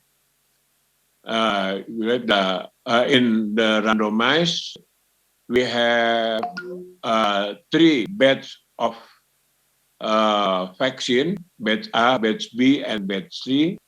Batch A 135, batch B 135, batch C 135, and before injection, RE termination for batch A, and batch B 1 and batch 3, and now is that. Yes, and this is the demographic data of 540. The vaccine mean age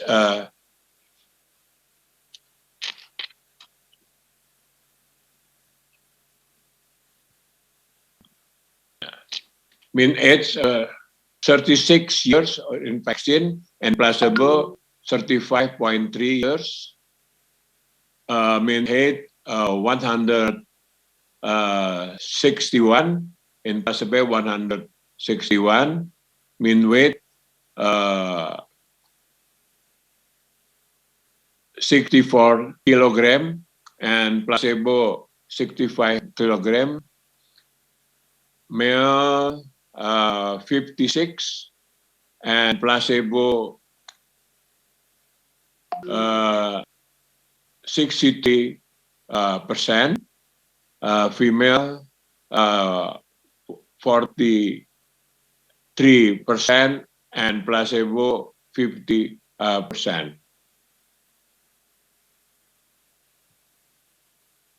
This is the IgG antibody titer with ELISA in V1 in visit 1, visit 3, and visit 3A. In visit 1, seropositivity rate we have 44 subjects with positive in vaccination before injection, and placebo is 14, but this is not different. GMT 220 and placebo 220. After we give injection 2 times, the seropositive increase 99.74%, and placebo only 5%. Yeah, the range 19.2 until 100%. The seroconversion for IgG and GMT 5,181, and placebo is very different. Yeah, and after visit 3A, after 14 days, the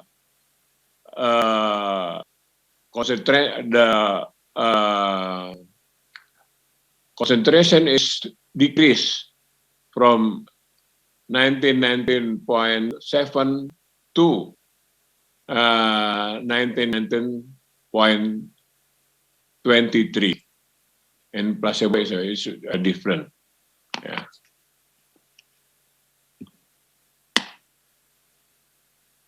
The incidence of laboratory confirmed COVID-19 case within 14 days after the second dose.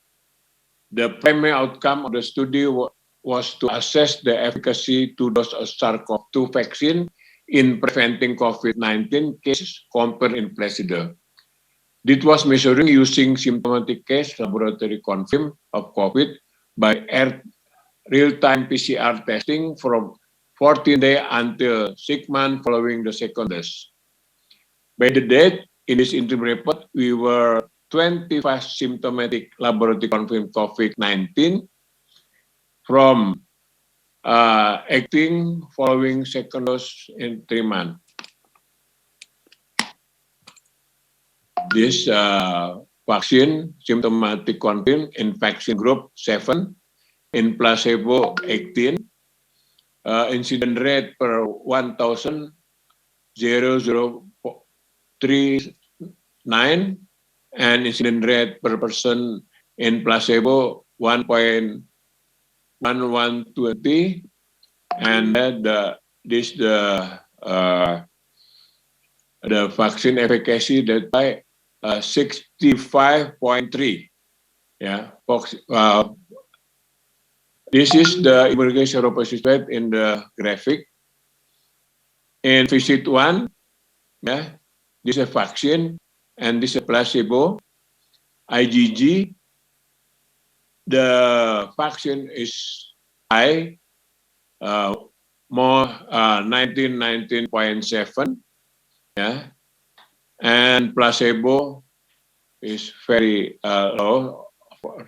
In neutralization antibody, yeah, and before injection is no, and after injection is high, yeah. The seropositive rate of IgG antibody using ELISA assay after 14 days after second injection was 99.74 compared of 5.29% in the placebo group.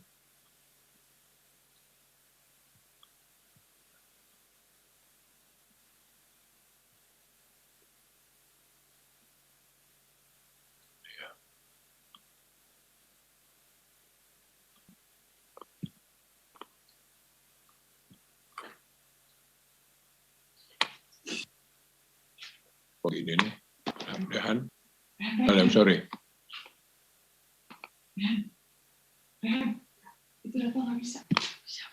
Yeah. The second injection was 95.70 compared 0.75 in the placebo.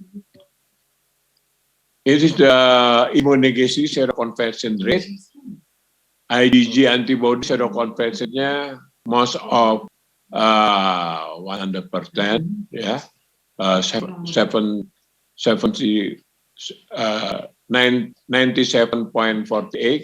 compare 0.70. Seroconversion for neutralizing antibody after 14 days. After second injection, yeah. This is the ELISA GMT. You see, GMT, yes, the neutralization antibody. At first 7, according onset of time, local pain, redness, induration, swelling, fever, fatigue, myalgia, unsolicited. We see that the local pain within 30 minutes, 0 until 7 days, and 8 until 28 days. We see that the vaccine, and this is placebo, vaccine and placebo, vaccine and placebo, yeah, and vaccine and placebo, we see that, yeah,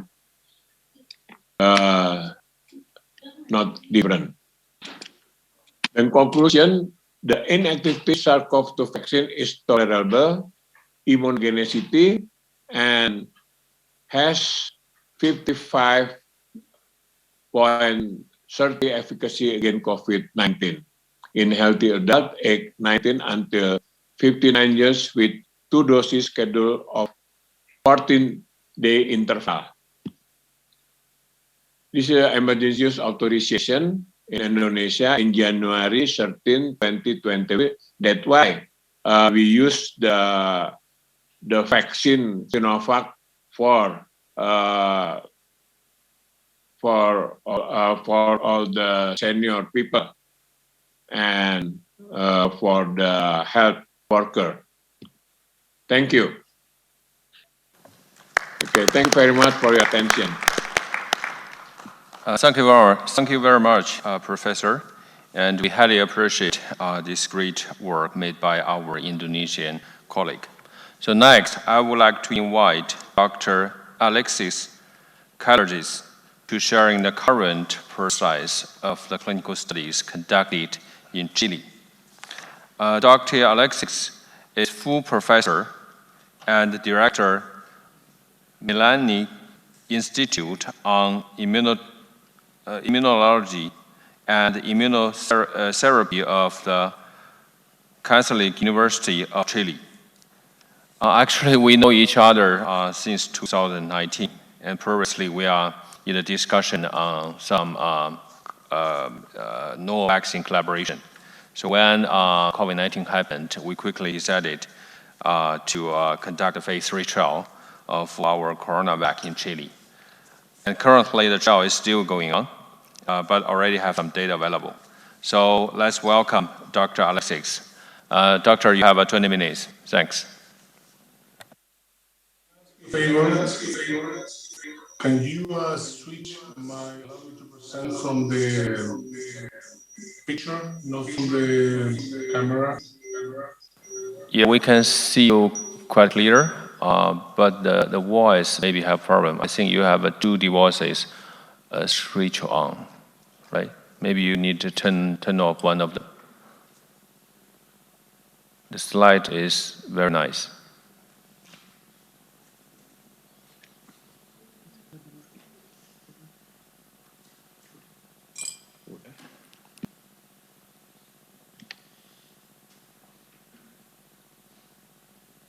But you are mute. No voice. No voice.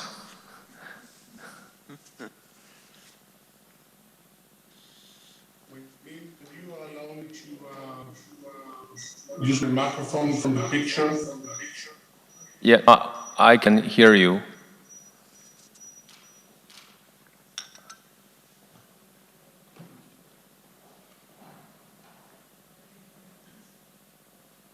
Yeah, also I can see your slide, the first picture.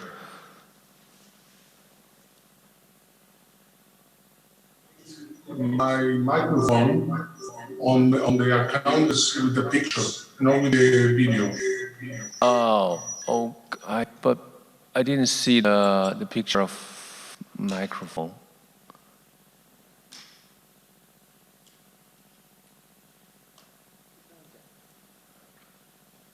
I think you can go ahead with this.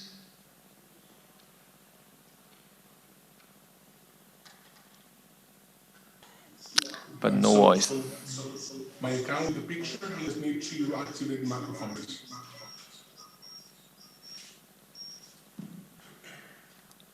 You mean? Say again. Because the voice is too low.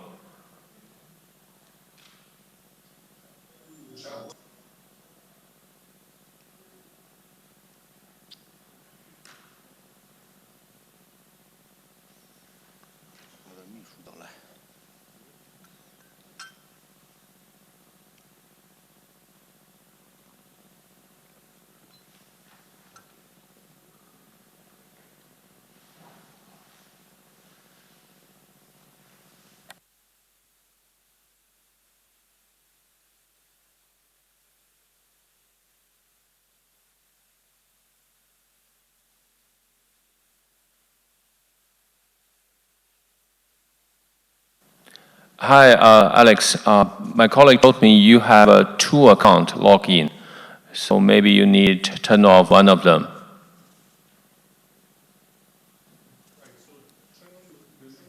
On the account with the picture, please. What picture?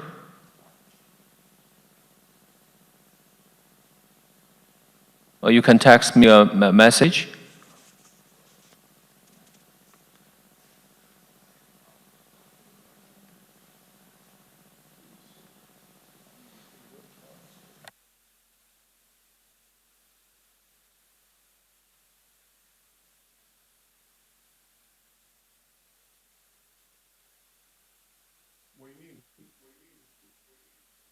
So I'm in two accounts. If you could just turn on the microphone in the account with the photo. Okay.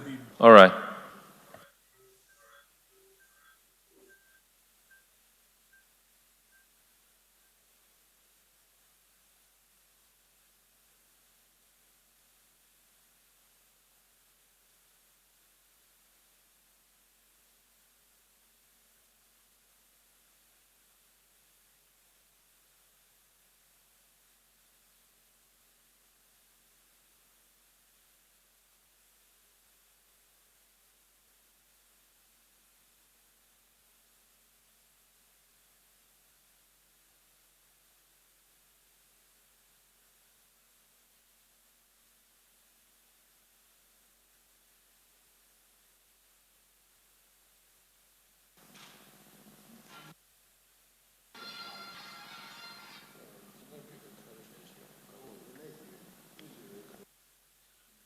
One second, waiting. I have to make a little change in the computer, okay?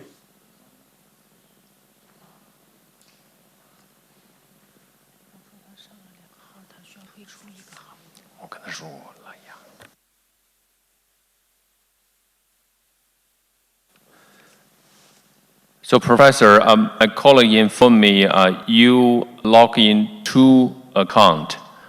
So they need you turn off one of them.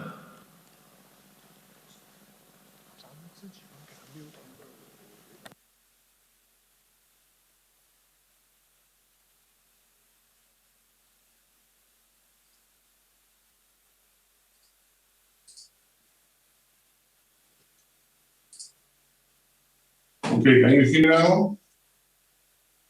I think you can go on now. We can hear you and also can see your slide. Let's see if it works.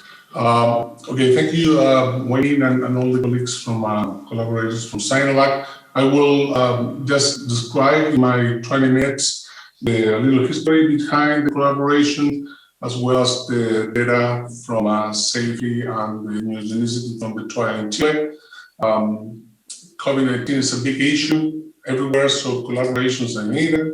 We early realized that drugs and vaccines will be highly demanded by everybody. So international collaborations are required in order to accomplish successful vaccine useful.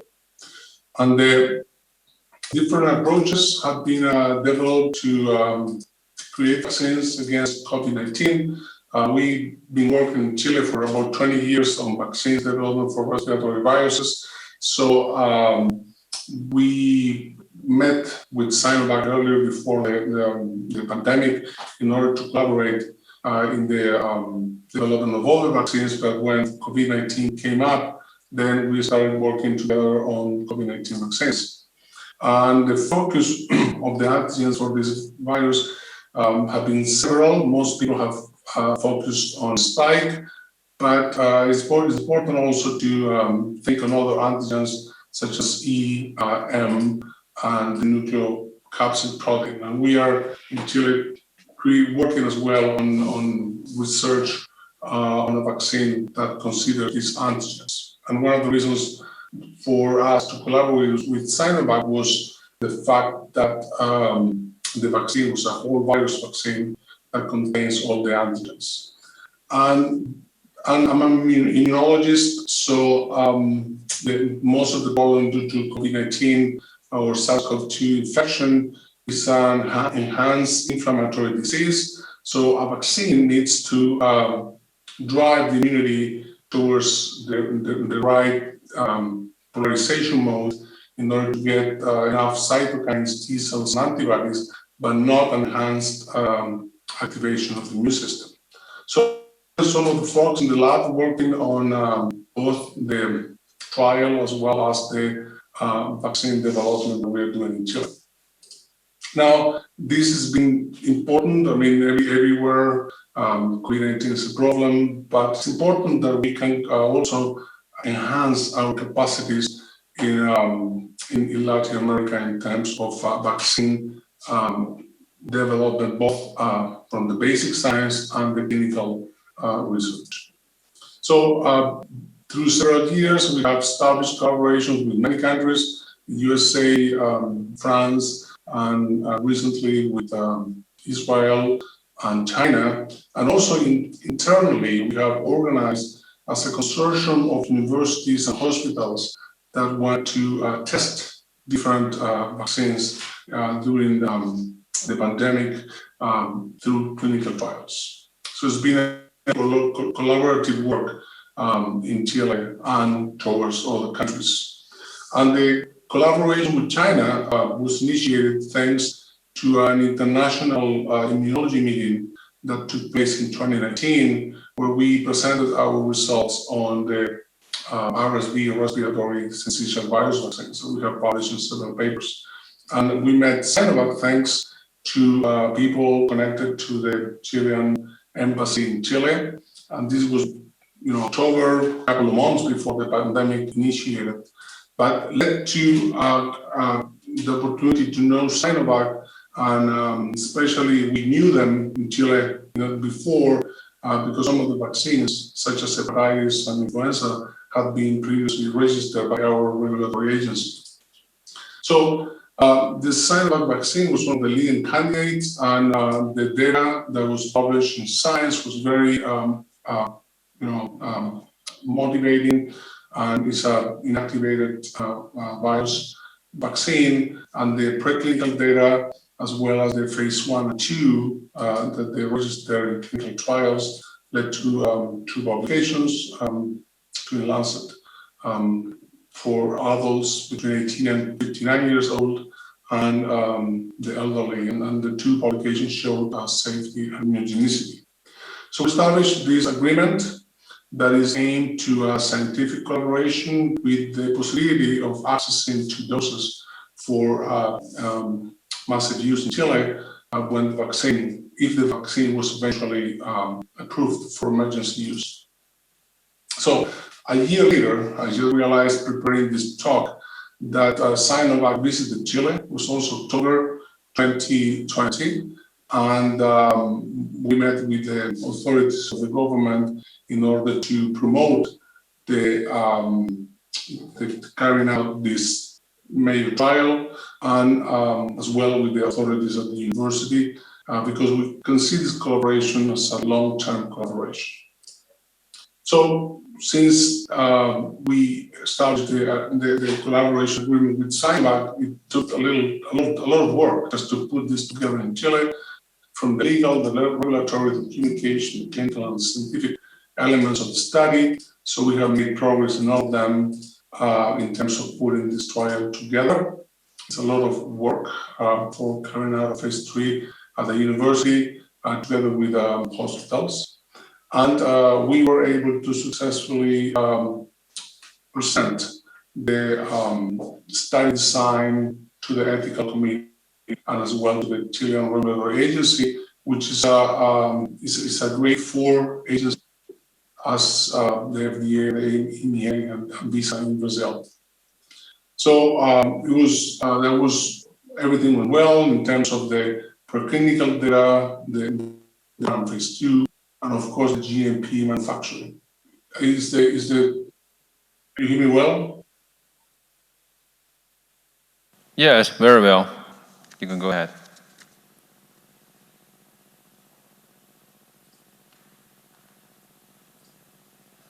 Well, I think you're mute again. Now, can you hear me well? Is a slide there? Okay, you come back. Go ahead. Renin? Yeah, I can hear you. Yes, we see the slide. Okay, can you hear me? Yeah, I Yes, can sir. hear you.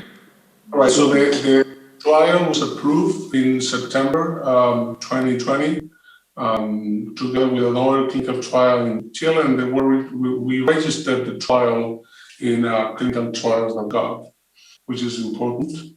And this is the rationale for the trial. We had two stages, and I will explain that in a bit.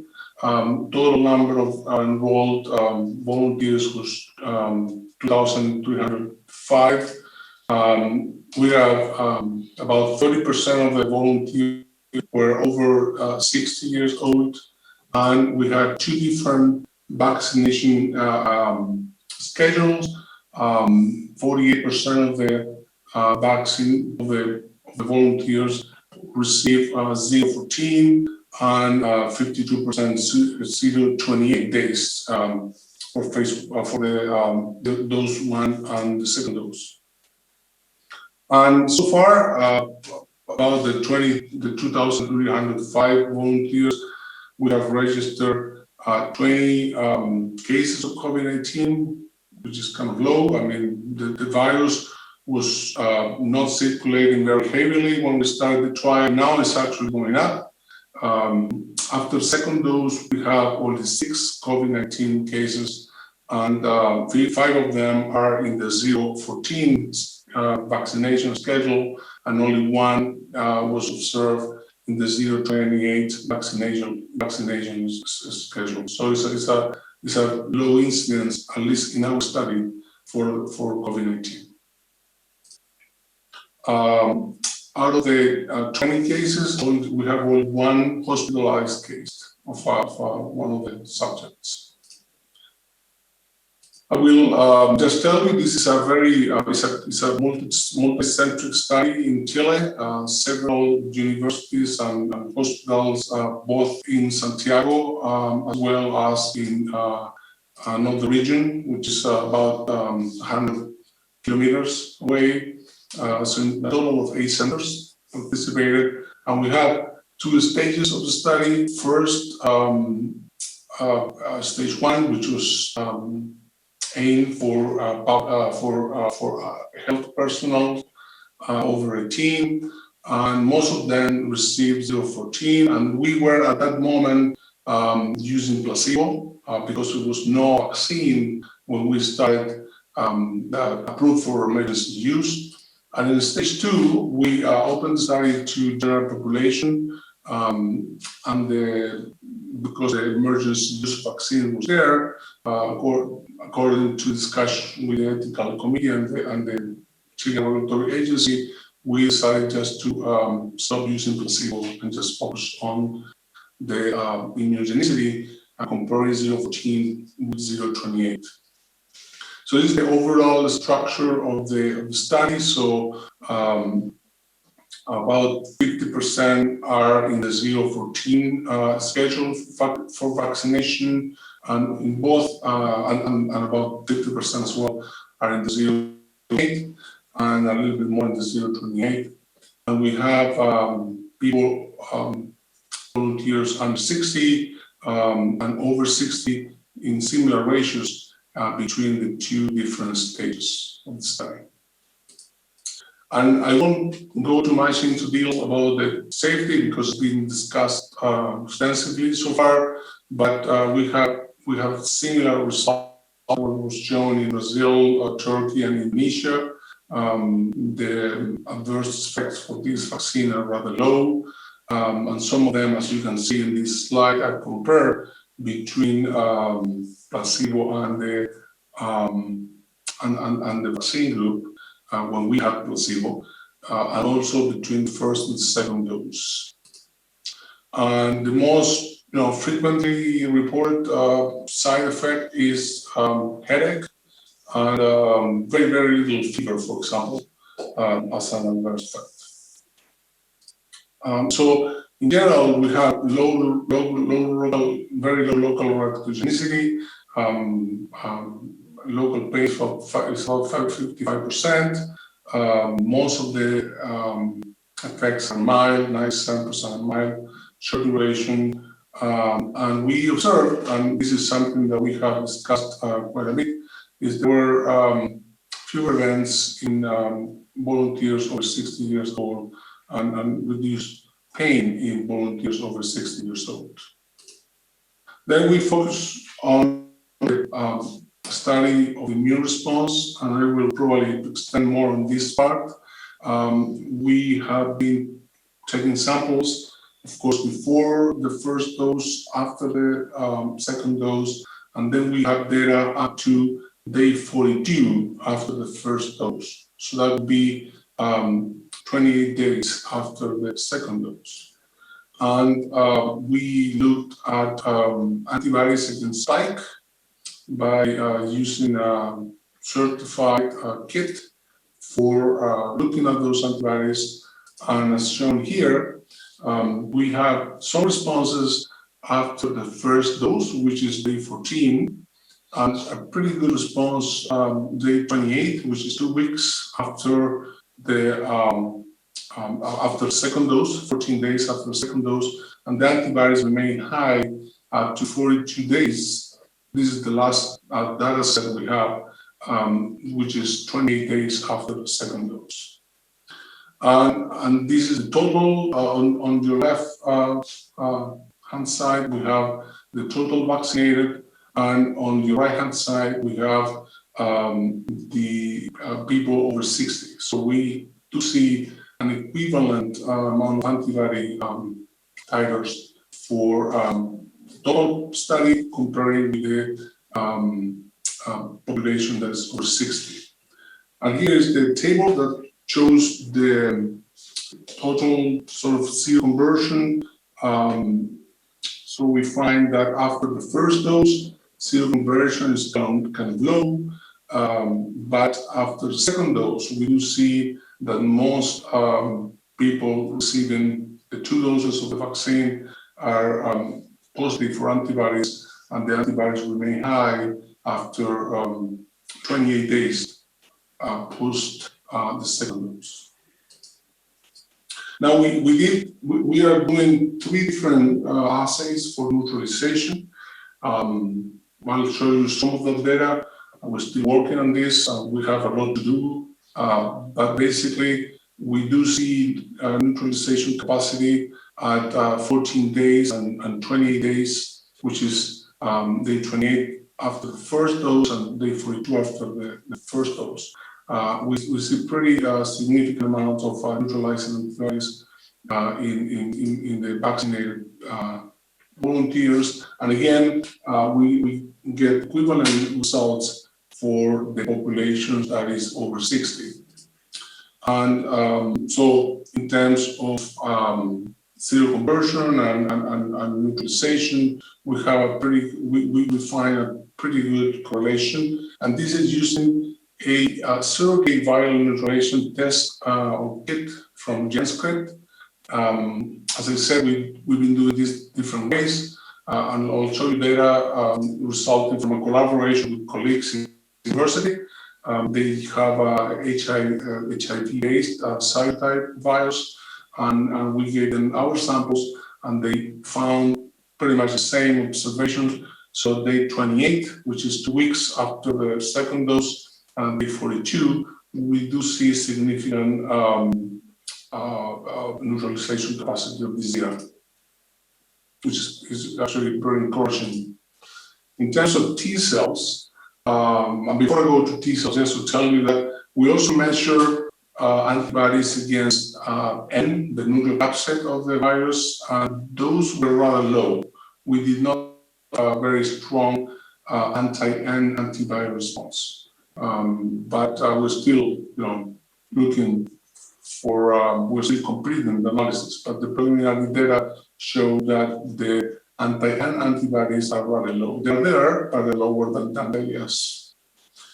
Now, for measuring T cells, we use the mega pools that were provided to us by La Jolla Institute in California, and we measure we did several measurements. I'll show you today just data from ELISpot analysis.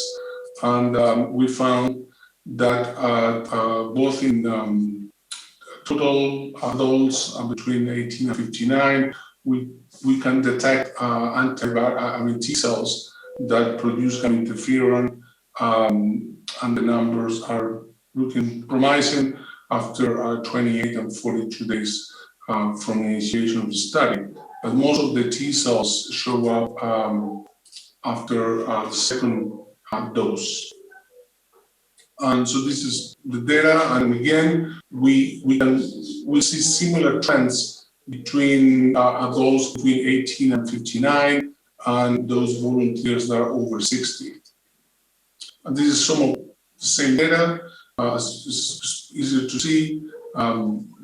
Detecting T cells using ELISpot is possible, and these are primed by this megapool system that was developed by Alessandro Zetti and his team in La Jolla. So, preliminary conclusions we have, as we have seen, the vaccine is well tolerated, has lower reactogenicity. We have reduced severe adverse events and no withdrawals from the study. We have reduced or non-anaphylaxis.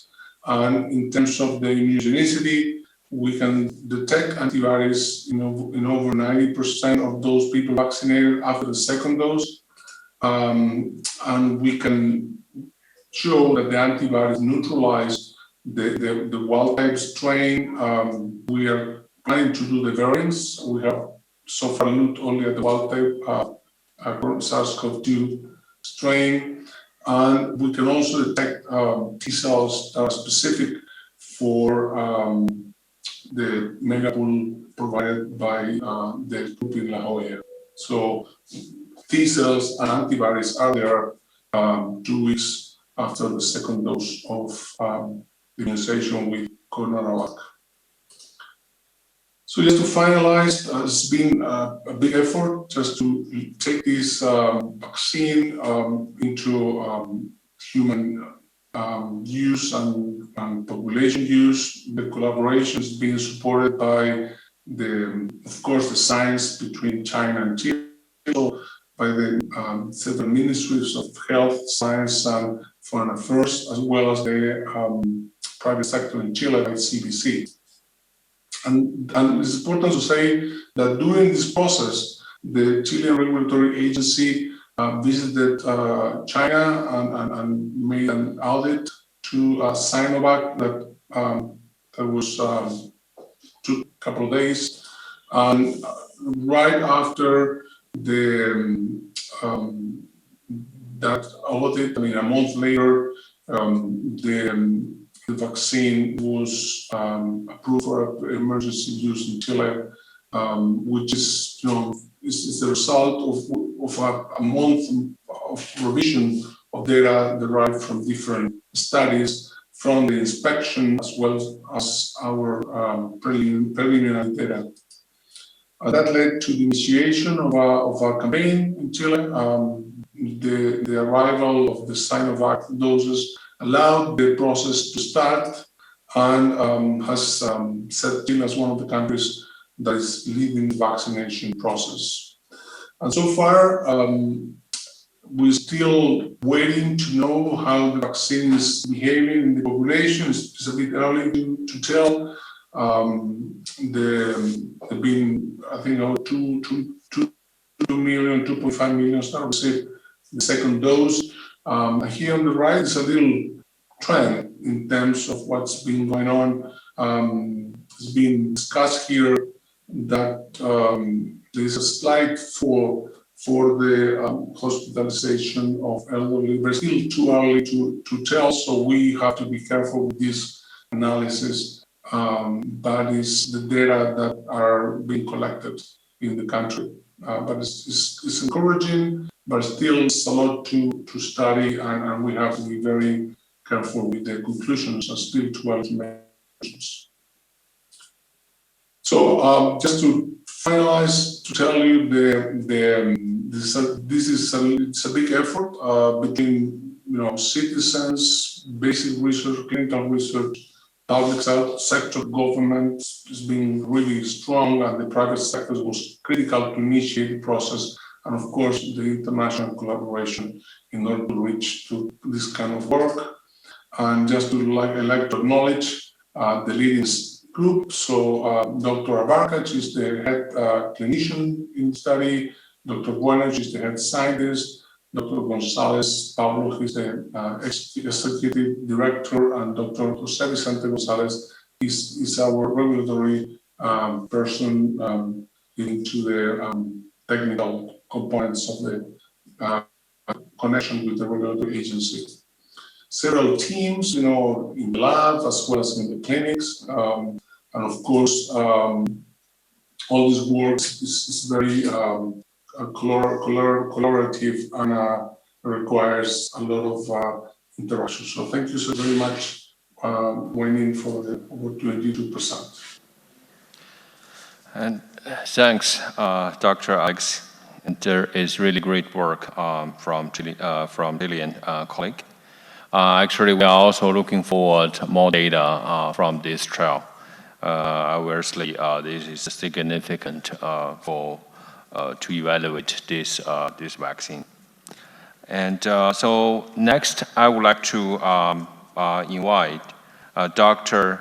Rafael to present some real-world vaccination data in Chile. As Alex already explained that, actually this CoronaVac already got emergency use approval from Chile in January. So currently already a large vaccination campaign conducted in this country. So we also invite Dr. Rafael to give some data about that.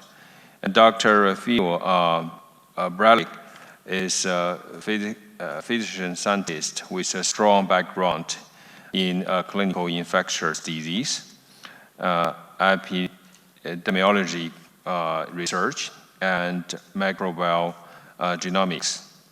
And from May to November 2020, he was chief epidemiologist at the Ministry of Health of Chile. So next, let's welcome Dr. Rafael.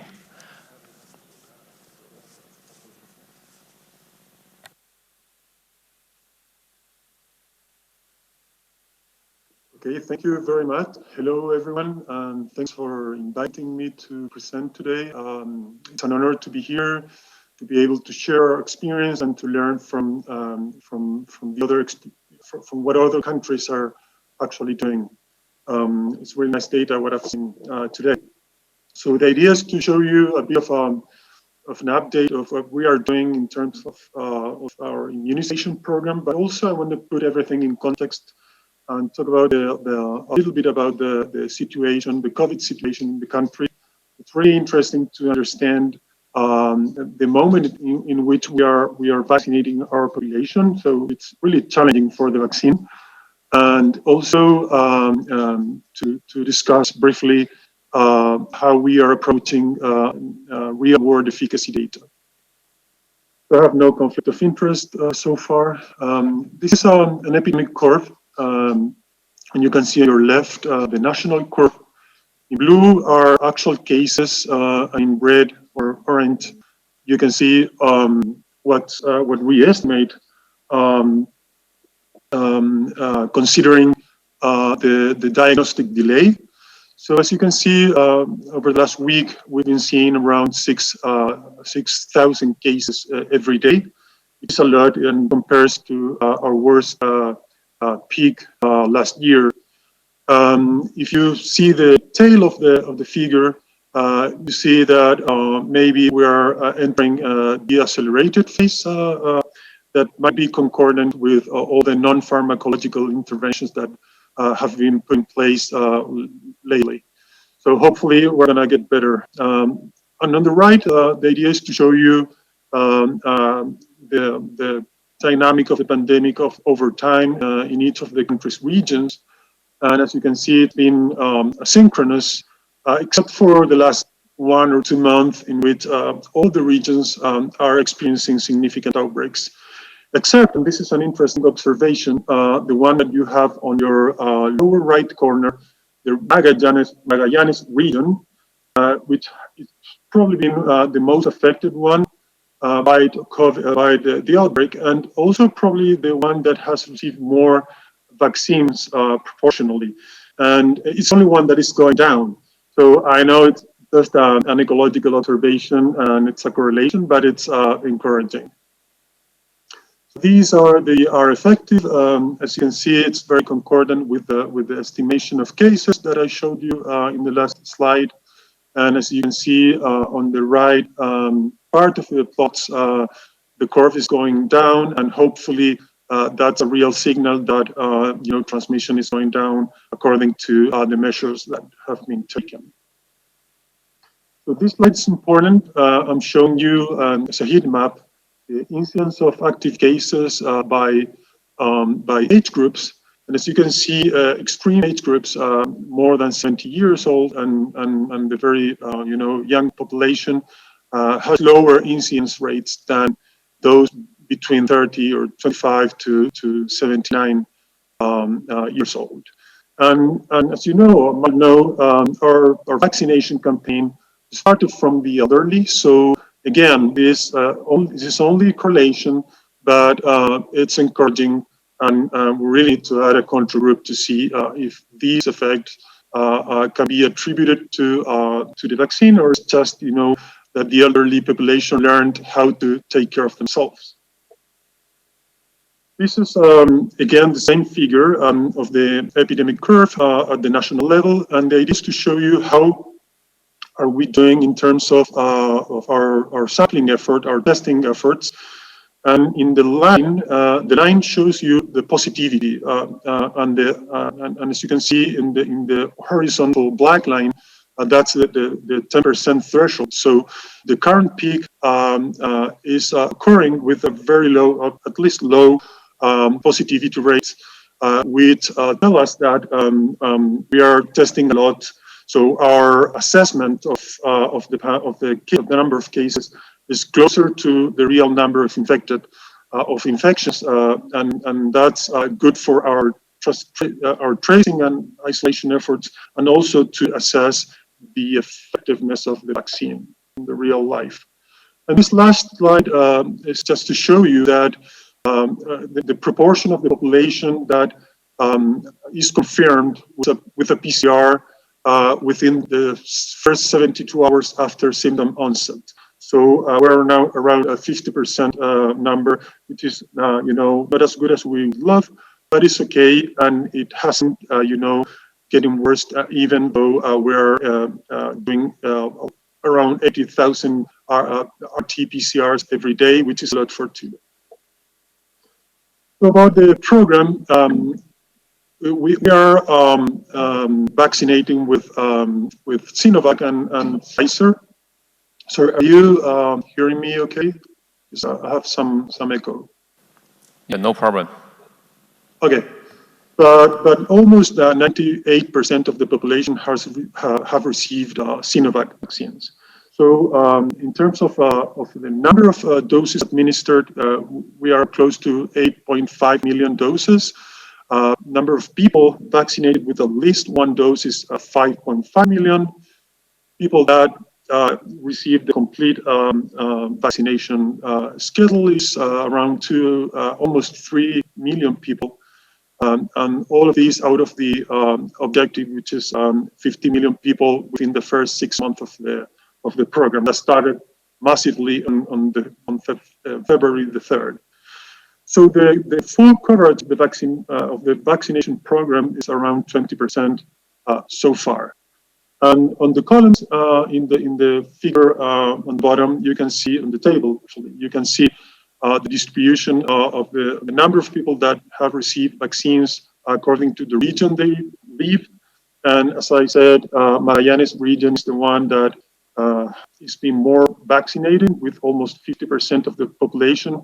And two regions in the very north, These Antofagasta and Arica are those that are, with the lower rates of vaccination, around 30%. About the rollout, just I want to show you when we really started the program. So these are probably, the early efforts with Pfizer and some of the Sinovac that, came here before New Year.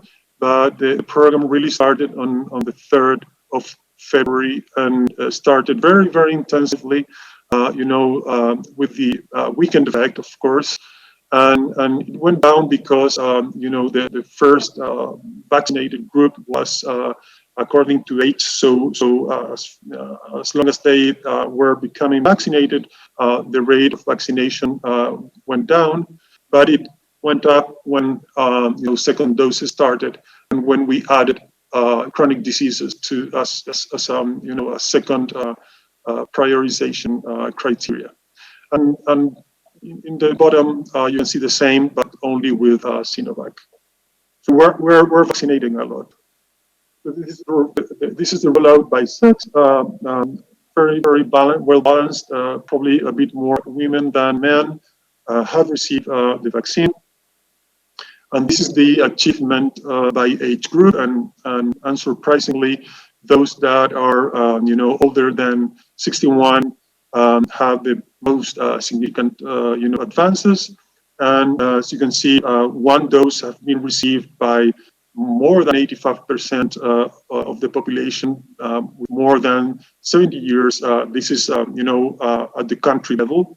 And more than 75% of the same population have received the second dose. Our cohort of our first vaccinated cohorts, it's now on the second or third week of follow-up after the second dose. So we should be able to start seeing signals now. And the last one of the last slides, the idea here is just to show you why we think that we can provide really important data. So in spite of not being the country that has used more vaccines for COVID, the share of the population that's been vaccinated, it's one of the highest in the world, actually. And we have very, very detailed data of everyone that has received the vaccine, and also about the surveillance of COVID. We have a data set with more than 9 million observations regarding confirmed and ruled out cases. And also we have all the data sets come from national health insurance that covers 80% of the population. So those three data sets allow us to have a very good idea about what's going to be, the real world efficacy of the vaccine. So close for just the last two slides. I want to show you how are we estimating efficacy, real world efficacy. And what we did was to design a cohort study. We exclude all those subjects that had COVID in the past, no matter when. And we included those that were part of national health insurance, which is most of the population. And we defined exposed and unexposed subjects according to vaccine exposure, of course. We are matching by age, sex, and location, and also by proxy for socioeconomic status, using the type of health insurance they have within the public health insurance. And the outcomes are any infection, symptomatic disease, hospitalization, ICU admission, and death. So this is our grant. We started before the vaccination program was launched in early January. The follow-up started on February the 3rd. We are still following subjects, and we hope to be continue following them forever, maybe. And we're now conducting our preliminary analysis, and we hope to be able to report our full results. Results on May. And then we are also working with different partners to nest additional studies using the platforms that we have in place. So, that's the most important part of the presentation. I would be happy to come back later with efficacy data. Just can tell you that there are good signals after the first shot, and those get better after the second one. But we need more time for being sure that there's always a risk for regression to the mean is always a risk. So we need more time to be sure that what we are seeing it's solid. So this is the group that is working, mainly people from the Ministry of Health, our national immunization plan led by Cecilia Gonzalez.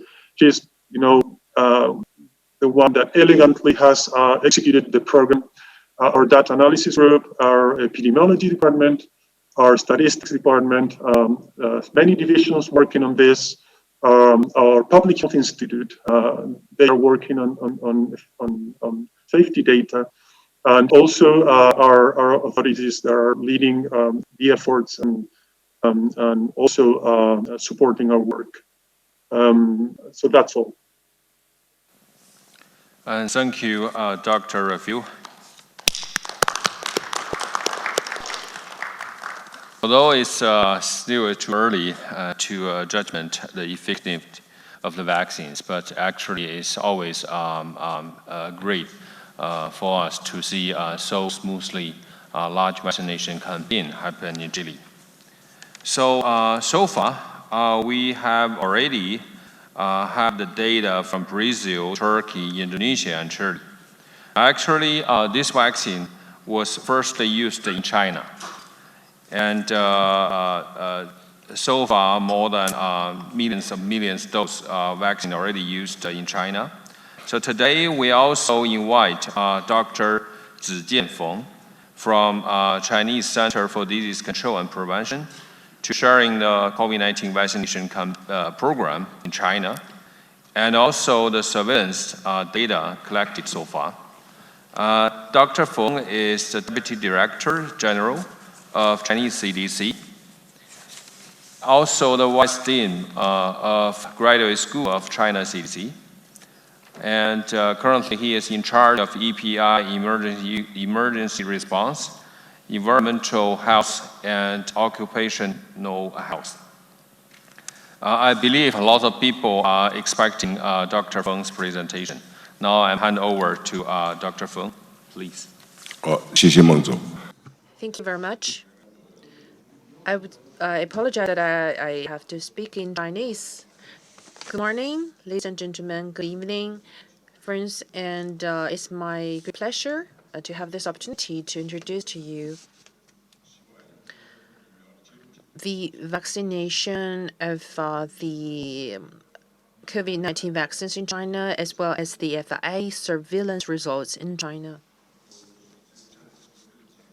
My presentation falls into the following aspects. First of all, I would like to talk about the epidemiology of the COVID-19 in China, and then the vaccine development, and then I would like to talk about that in the future. What about the vaccination strategy and implementation results?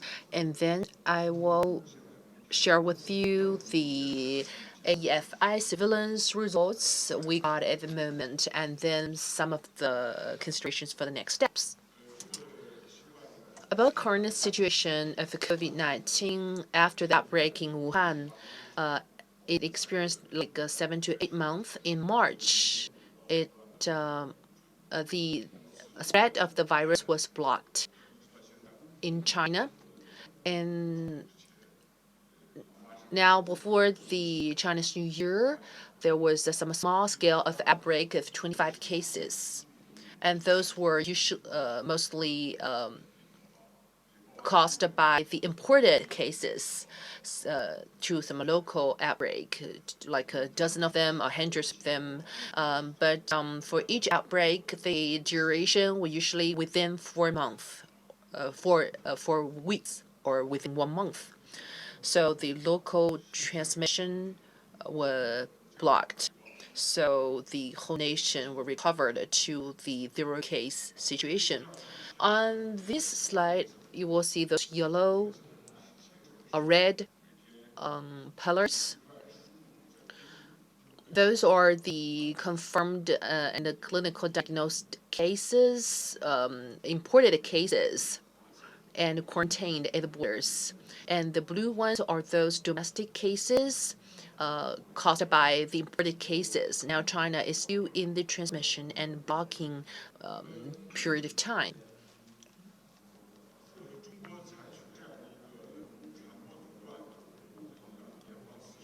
So this kind of control and quarantine measure of China to block the transmission of COVID-19 have created very good environment for the next step of vaccination, so that we can be more comfortable with better coverage. And as for the priority of the vaccination, basically in China, for different groups of the population, for different age groups, or even different occupations, the exposure risks are quite similar without too much difference, which is quite different from the countries with more severe prevalence. However, we still need to give a prioritization to the vaccination. At the moment, the main priorities are like this, and I will also brief you later on. And as for the vaccination target, as now we are in the transmission blocking period, so it's different from the other countries still with the outbreak of the epidemic. So it's difficult for us to decide that in the future, what about the vaccination strategies, and what kind of target of a vaccination can we open the borders and lift the control measures within the country that has brought some difficulties to the decision making for the future. So they're both sides. On one hand, it can help us to have to be more comfortable with the promotion of vaccination. On the other hand, it is more difficult for us to make the decision for the coverage of the vaccinated population in the future, as well as the control measures in the future. So those are the challenges we're facing with. At the moment, in China, we have different vaccines under the evaluation, and the 14 candidate vaccines are there, 7 of which have completed or are conducting their third phase clinical trials, including 4 activated vaccines, including that from the Sinovac, and also we have 1 adenovirus 5-vector vaccines and 2 protein subunit vaccines. The Chinese government has approved 3 inactivated vaccines, including from the Beijing Institute, the Sinovac, and the Wuhan Institute. So there are 3 inactivated vaccines approved with conditions, and 1 more approved, which is an adenovirus vector vaccine. Recently, another C2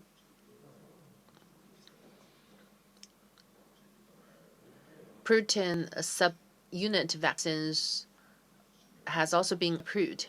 So in total in China, we have 5 vaccines which have been put into the vaccination process.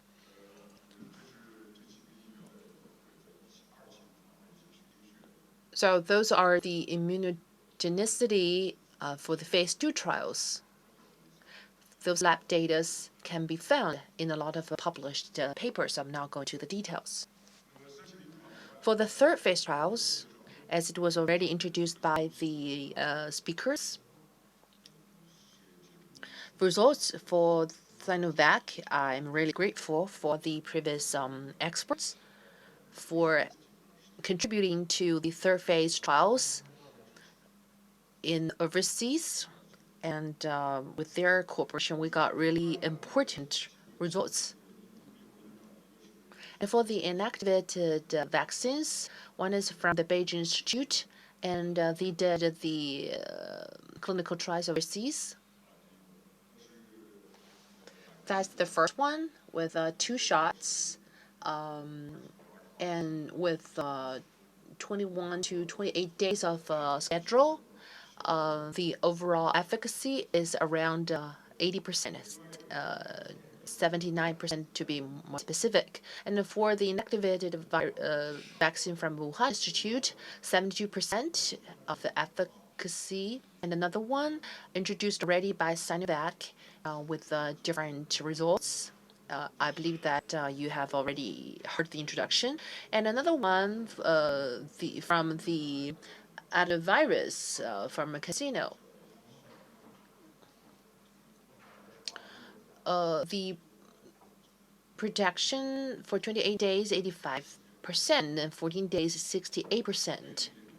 And for the protection to severe cases, over 90%. So it's quite similar to the result of Sinovac, but there's just one injection.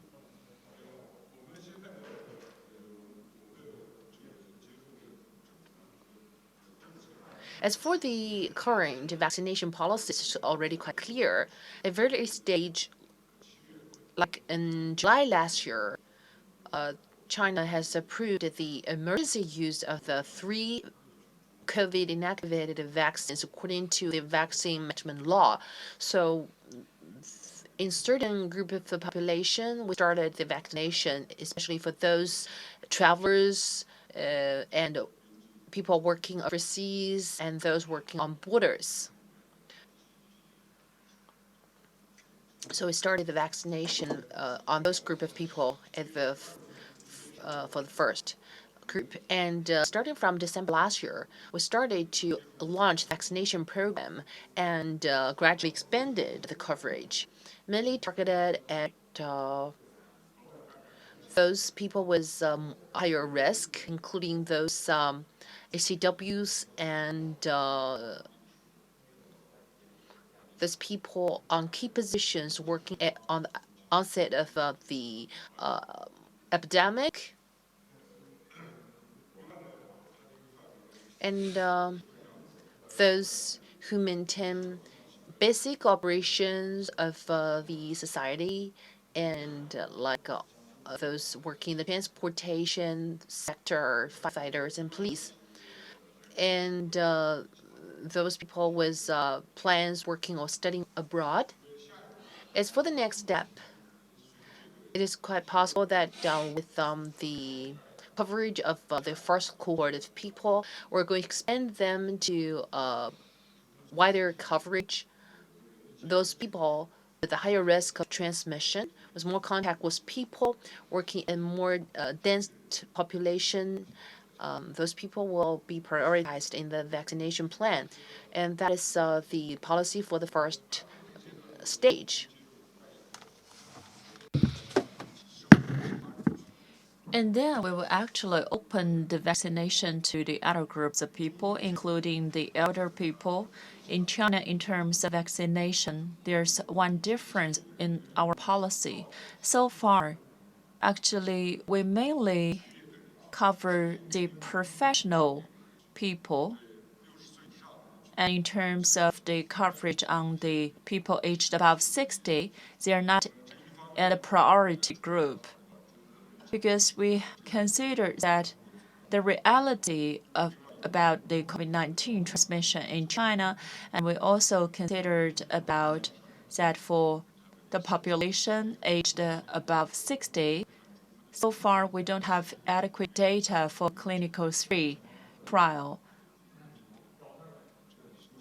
So we're very precautious in that. We hope that in the future steps, while we acquire more data about the efficacy on the elderly people, as well as people with chronic diseases, as well as the people aged under 18, then we can vaccinate those people and optimize our vaccination policy. These are some challenges for vaccination strategy in China. So there are very limited efficacy data on inactivated vaccines for the elderly, aged over 60, and people with underlying diseases, as well as the pregnant women and juveniles, etc. We need to get more data about efficacy and safety. And you can see that in China, it is very difficult to conduct clinical trials and VE studies that depend on COVID-19 disease outcomes because there are so few COVID-19 cases in China. So we also look forward to acquire more data from the partner countries. We hope that we can have more observation-based studies and research with our partners in other countries so that we can have better understandings about the efficacy and safety of our vaccine so that we can further optimize the vaccination policies and strategies.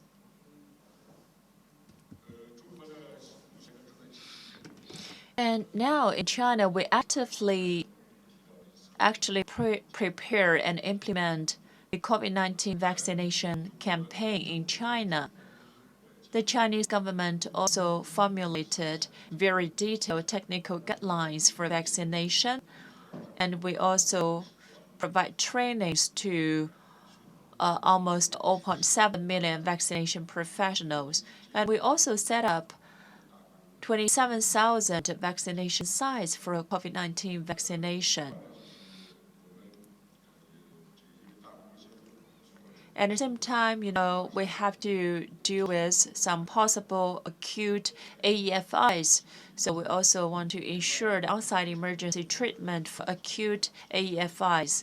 At the same time, in China, we also have a policy to provide free vaccination for all residents, 1.4 billion population, both vaccine and administration. At the same time, we also set up the electronic vaccination certificate, EVC system, so as to record the vaccination. And this is the COVID-19 vaccination progress in China. So far, 74.9 million doses administered, and 45.9 million persons at least one dose, and 28.9 million persons completed 2 doses. This is as of March the 19th, 2021. So in terms of the total number of population vaccinated, we're ranking number 2 in the world. And you can see that actually our company also donated a lot of vaccines to the other countries. So you can see that the population in China vaccinated are even less than some of the countries we're assisting. So we think that it also shows China's attitude. We also want to help the other countries. So this is China AEFI surveillance system.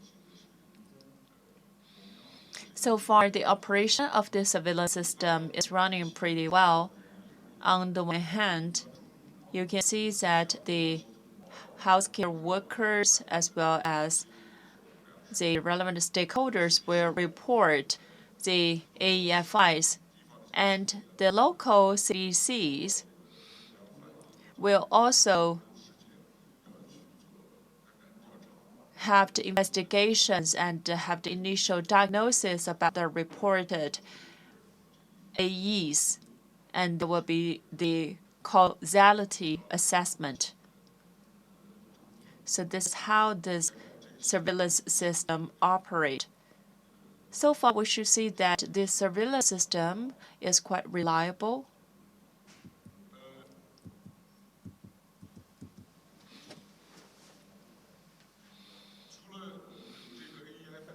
Besides AEFI surveillance system, and recently, according to WHO suggestions, we also strengthened the AEFI surveillance and response. So you can see that there's a strategy for COVID-19 vaccine safety surveillance in China, and we also selected some geographies to conduct a causality studies, and everything has been going on smoothly.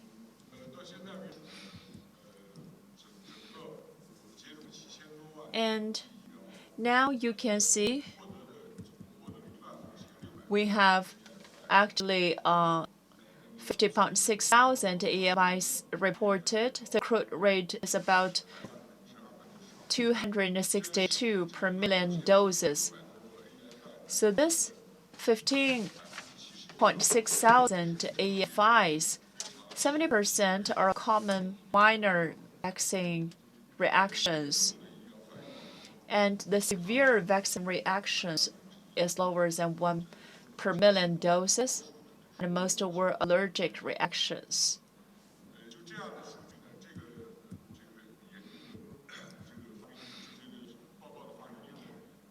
So you can see that compared with national average AEFI's rate for all vaccines or flu vaccines in 2019, this is pretty low. You can see that the incidence of common minor reaction was lower, and the incidence of moderate and severe vaccine reactions was slightly higher comparing with 2019. And the incidence of severe vaccine reactions was lower than 2019. And you can see that comparing with flu vaccine, the result is the same, because flu vaccine are also widely vaccinated in China. And actually, this is the results of AEFI surveillance.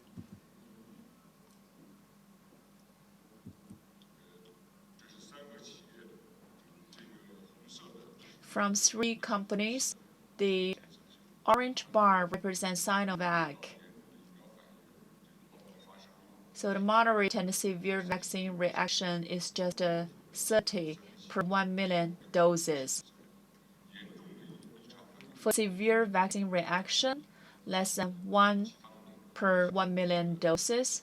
And there are also coincidental events and anxiety-related reactions and pending.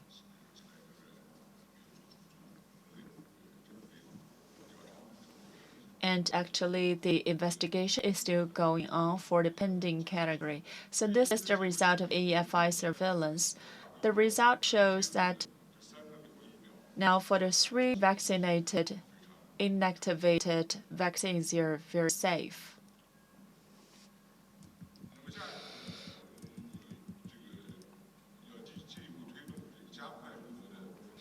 And in future, we're going to accelerate the vaccination. Since April, there will be accelerated vaccination. We will hit our target as soon as possible. We want to build up the herd immunity as soon as possible. So there's also some urgent thing we would like to do, which is the data acquisition. We want to cooperate with our international friends and partners so as to get more data for the efficacy and safety of the Chinese vaccines. So we also hope that you can also have the real-world data as soon as possible, so that we can have better understandings about the efficacy as well as the safety of the vaccines produced in China. Because this is very conducive for the future optimization of vaccination strategy in China and the other countries. For example, the efficacies on transmission and on different age subgroups, as well as the duration of the protection. When and whether we should enhance the protection, etc. So this data are urgently needed. So I do hope that we can have the relevant cooperation with the other countries. And this meeting, this webinar is a very good opportunity so that we can enhance our communication and cooperation with each other. And we can also enter into more substantial cooperation in the future. So this is my presentation. Thank you very much.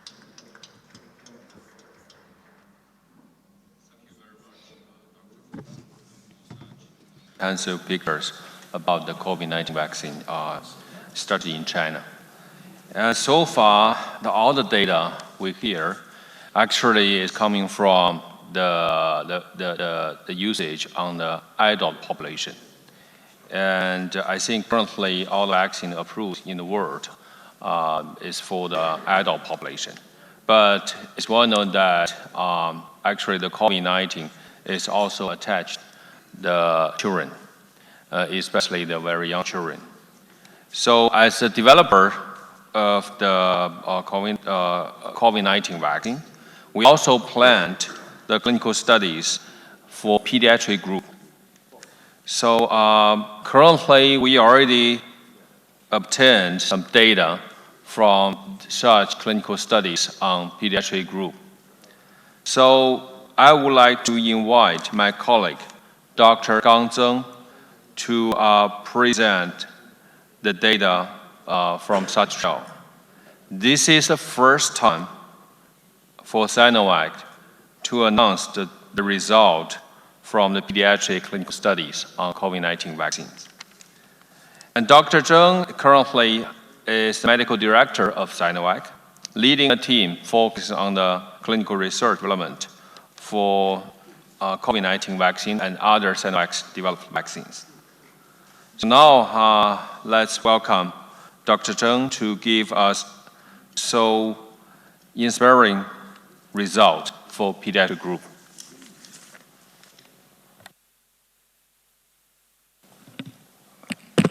Hello. Okay. Thank you, Dr. Meng. And this is Gang Zeng. And very pleasing to announce the results. To my knowledge, this results from the pediatric population is the first time in the world to be announced. And in fact, for us, we just got the results last week. And we have sent the results to Chinese FDA. And the results is still under evaluation. So for today, I will just give some brief introduction of our results for this population. Firstly,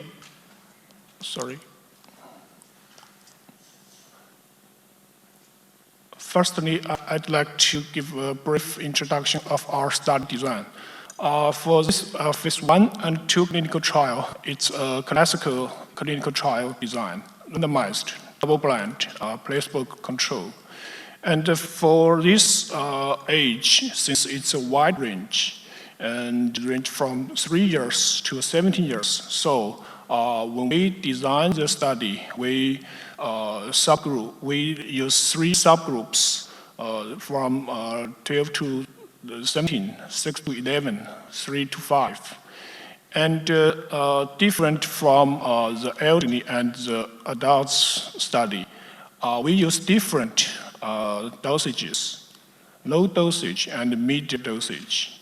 But for the elderly and the adults, we use medium and high dosage. And for this study, we start from the phase 1 with a sample size of 72. And after evaluation the safety, we proceeded to phase 2. In phase 2, we have 480 subjects. Firstly, let's look at the safety data. Generally speaking, it's favorable. The overall incidence of the adverse reaction was between 20 to 29%. And we have 3 groups, no dose, major dose, and the placebo group. There was no significant difference between the 3 groups. And most of the reactions were mild, most grade 1, a few grade 2. And we just had 2 grade 3 reactions, which were fever from 2 kids. One is 3 years old, the other one is 6 years old. Both came from the low dose group, which means that the safety is good for both low dosage and medium dosage. And let's look at the symptoms. It's similar to other studies. Almost all the symptoms, there was no difference between vaccine and the placebo group. Only the pain in the injection site has some difference. But no low dose group and medium dose group had similar percentage of pain. Let's look at the immunogenicity. For this part, we use wild virus to do the neutralization antibody test. And in the left side, you can see that for both groups, in all the 3 age groups, the seroconversion rate is over 93%. For the medium dosage, all the age subgroups had the 100% seroconversion. And let's look at the right side. And here we can see the difference between the 2 dosages. The medium dosage had a GMT antibody level around 140. But for the low dosage, it's almost a half. It's between 78 to 94. So it looks very good because we can see a very clear dose-effect relationship.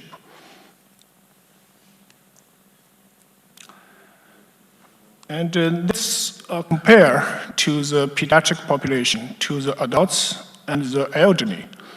And in the left side, still, it's about the seroconversion rate. In all the groups, with all the vaccination schedules, we can have this almost similar seroconversion rate. It's over 90%. But let's look at the GMT. For the pediatric population, even the low dosage group, we can see that the GMT is almost 2 or 3 times of the GMT from the adult population with the 0-14 schedule. But if we use a medium dosage, we can see the antibody level is almost 6 times of the adult's GMT. So we can see that for this population, the vaccine induces very good immunogenicity. So in conclusion, CoronaVac is both safe and immunogenic among children aged 3 to 17 years old. And for children aged 3 to 11, we can see that the low dose could induce very good antibody response. For mid dose, we can see this dosage could be very good for the subjects aged 12 to 17. So until now, we are negotiating with our authority to see which dosage is the best for the age group. Generally, even the mid dose, we can see it's very clear that for this population, it's quite good, similar to other groups. So this is all for me. Thank you. Thank you, Dr. Zheng. This is a really fantastic result. And just as Dr. Zheng has mentioned that we already submit the data to our authorities and in order to get the approval for the vaccination, for the vaccine on this pediatric group. And we are also in the preparation of the dossiers for our partners. So later we will also submit this data to the authorities in different countries. So we expect our CoronaVac can be used for more and more age group and can play a really important role to against this COVID-19 globally.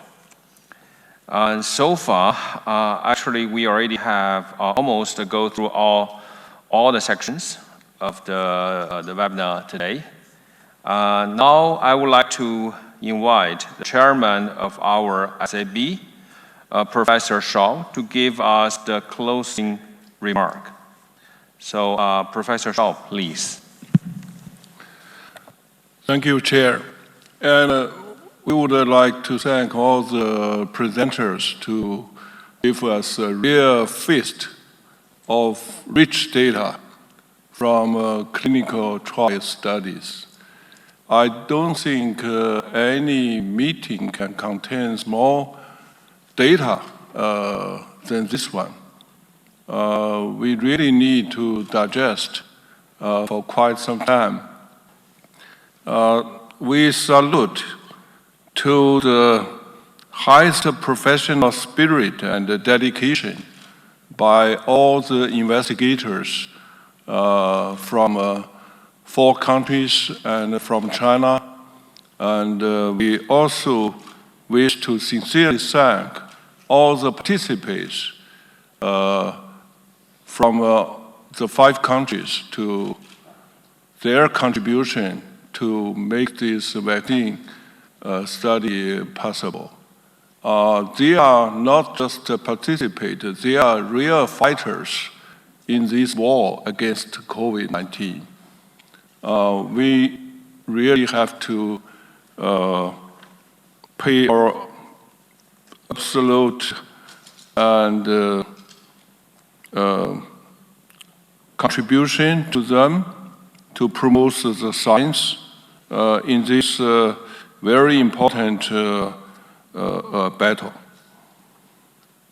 We also found from these presentations the inactivated Sinovac vaccine are safe, not only in the adult population, but also in children and in the seniors.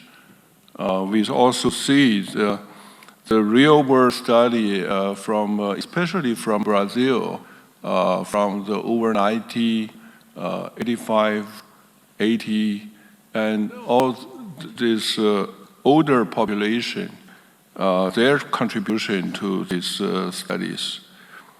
And also compare with vaccines from the other technical platform, we can observe the side effect is rather low. For example, with the fever some vaccine has 2 digital, close to 50, and this vaccine has only around 1%, which is very well tolerated. And for the efficacy, we see there's a diversity between Brazil against the mild cases around 50, and the over 60 to 80 in Indonesia and Turkey. I would like to draw attention to the special design in Brazil, which is the highly risk population of the frontline fighters against COVID, the doctors and nurses.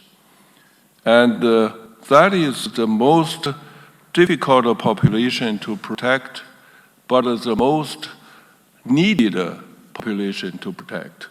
They are the key fighter in this crucial war. We do have to protect them first. And also, I would also like to draw attention to that in order to quickly prepare them to fight the disease, the immunization protocol is a short one.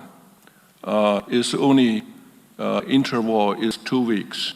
It's not like the standard 4 weeks, which has a definitely better immune response.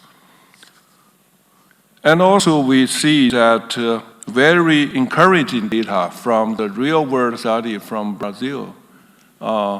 In the population vaccination, we already see incidence decline, clearly incidence decline in the senior population, the over 90s and over 85. We can see from the chart about 10 to 14 days after the second dose. This clearly shows the benefit the vaccine can provide to the people we wish to protect. There's clearly a risk between virus and the vaccination. Since the hard work of the scientists and the vaccine industry, the vaccine is already there. So how can we quickly deliver the vaccine to our population? That is the key in this fight against the virus. The sooner we vaccinate the people, the sooner we can protect them, we can block the virus variation. And also another good news comes from Brazil colleagues, which shows that the current Brazil variants, P1 and P2, does not interfere with the vaccine reduced immune response. We hope it will also not reduce the vaccine efficacy. But in the long run, the virus will continue to vary, and it will definitely come out the virus escape the vaccine protection. So that is another reason why we have to vaccinate our people quickly and in larger scales. For that reason, Dr. Feng just mentioned that Sinovac alone already delivered 160 million doses of vaccines. And also he mentioned that the delivered to our brothers and sisters around the world already more than the one we already used inside China. We strictly keep our promise as President Xi last year in the World Health Assembly announced after the vaccine trial finished, China's vaccine will be used as international public goods. So we are doing what we promised. And we still need a lot of our colleagues, not only in these 4 countries, but in the other over 50 countries who receiving China's vaccine. And we should work together more closer and collecting the data in the vaccine real-world use, and we should continue to monitor the safety of the vaccine during the vaccination. And also we need to collect more data to show the vaccine's durability and their capability against the different variants. And when should we provide another 3rd dose boost, and to conquer all the future variants coming out, and how to keep our people safe. And that is coming to all the mission and the task of the Scientific Advisory Board of the Sinovac created. And we would convene more meetings, maybe regular meetings with our colleagues around the world, especially with colleagues who are participate in the real-world study for the Sinovac and other China COVID-19 vaccines. I would not say more, so it's already a long night, maybe a long day for our colleagues in the other part of the world. We thank you for your attention, and thank you for your contribution. And we will rely on you to work closely together to finish this very important task of fighting the pandemic. Thank you for your attention. Thank you, Professor Xiao. I think by now we have completed all the presentation. I would like to thank all the speakers to sharing your insights today. Now in Beijing, it's already approaching to the midnight, but everyone with me here in the room are also still feel very excited. I believe that's the magic of the science. As Mr. Yi mentioned at the beginning, this is only the first event we are hosting, and we will expecting to sharing additional data with our friends around the world. By that, thank you all for your participation. Thank you.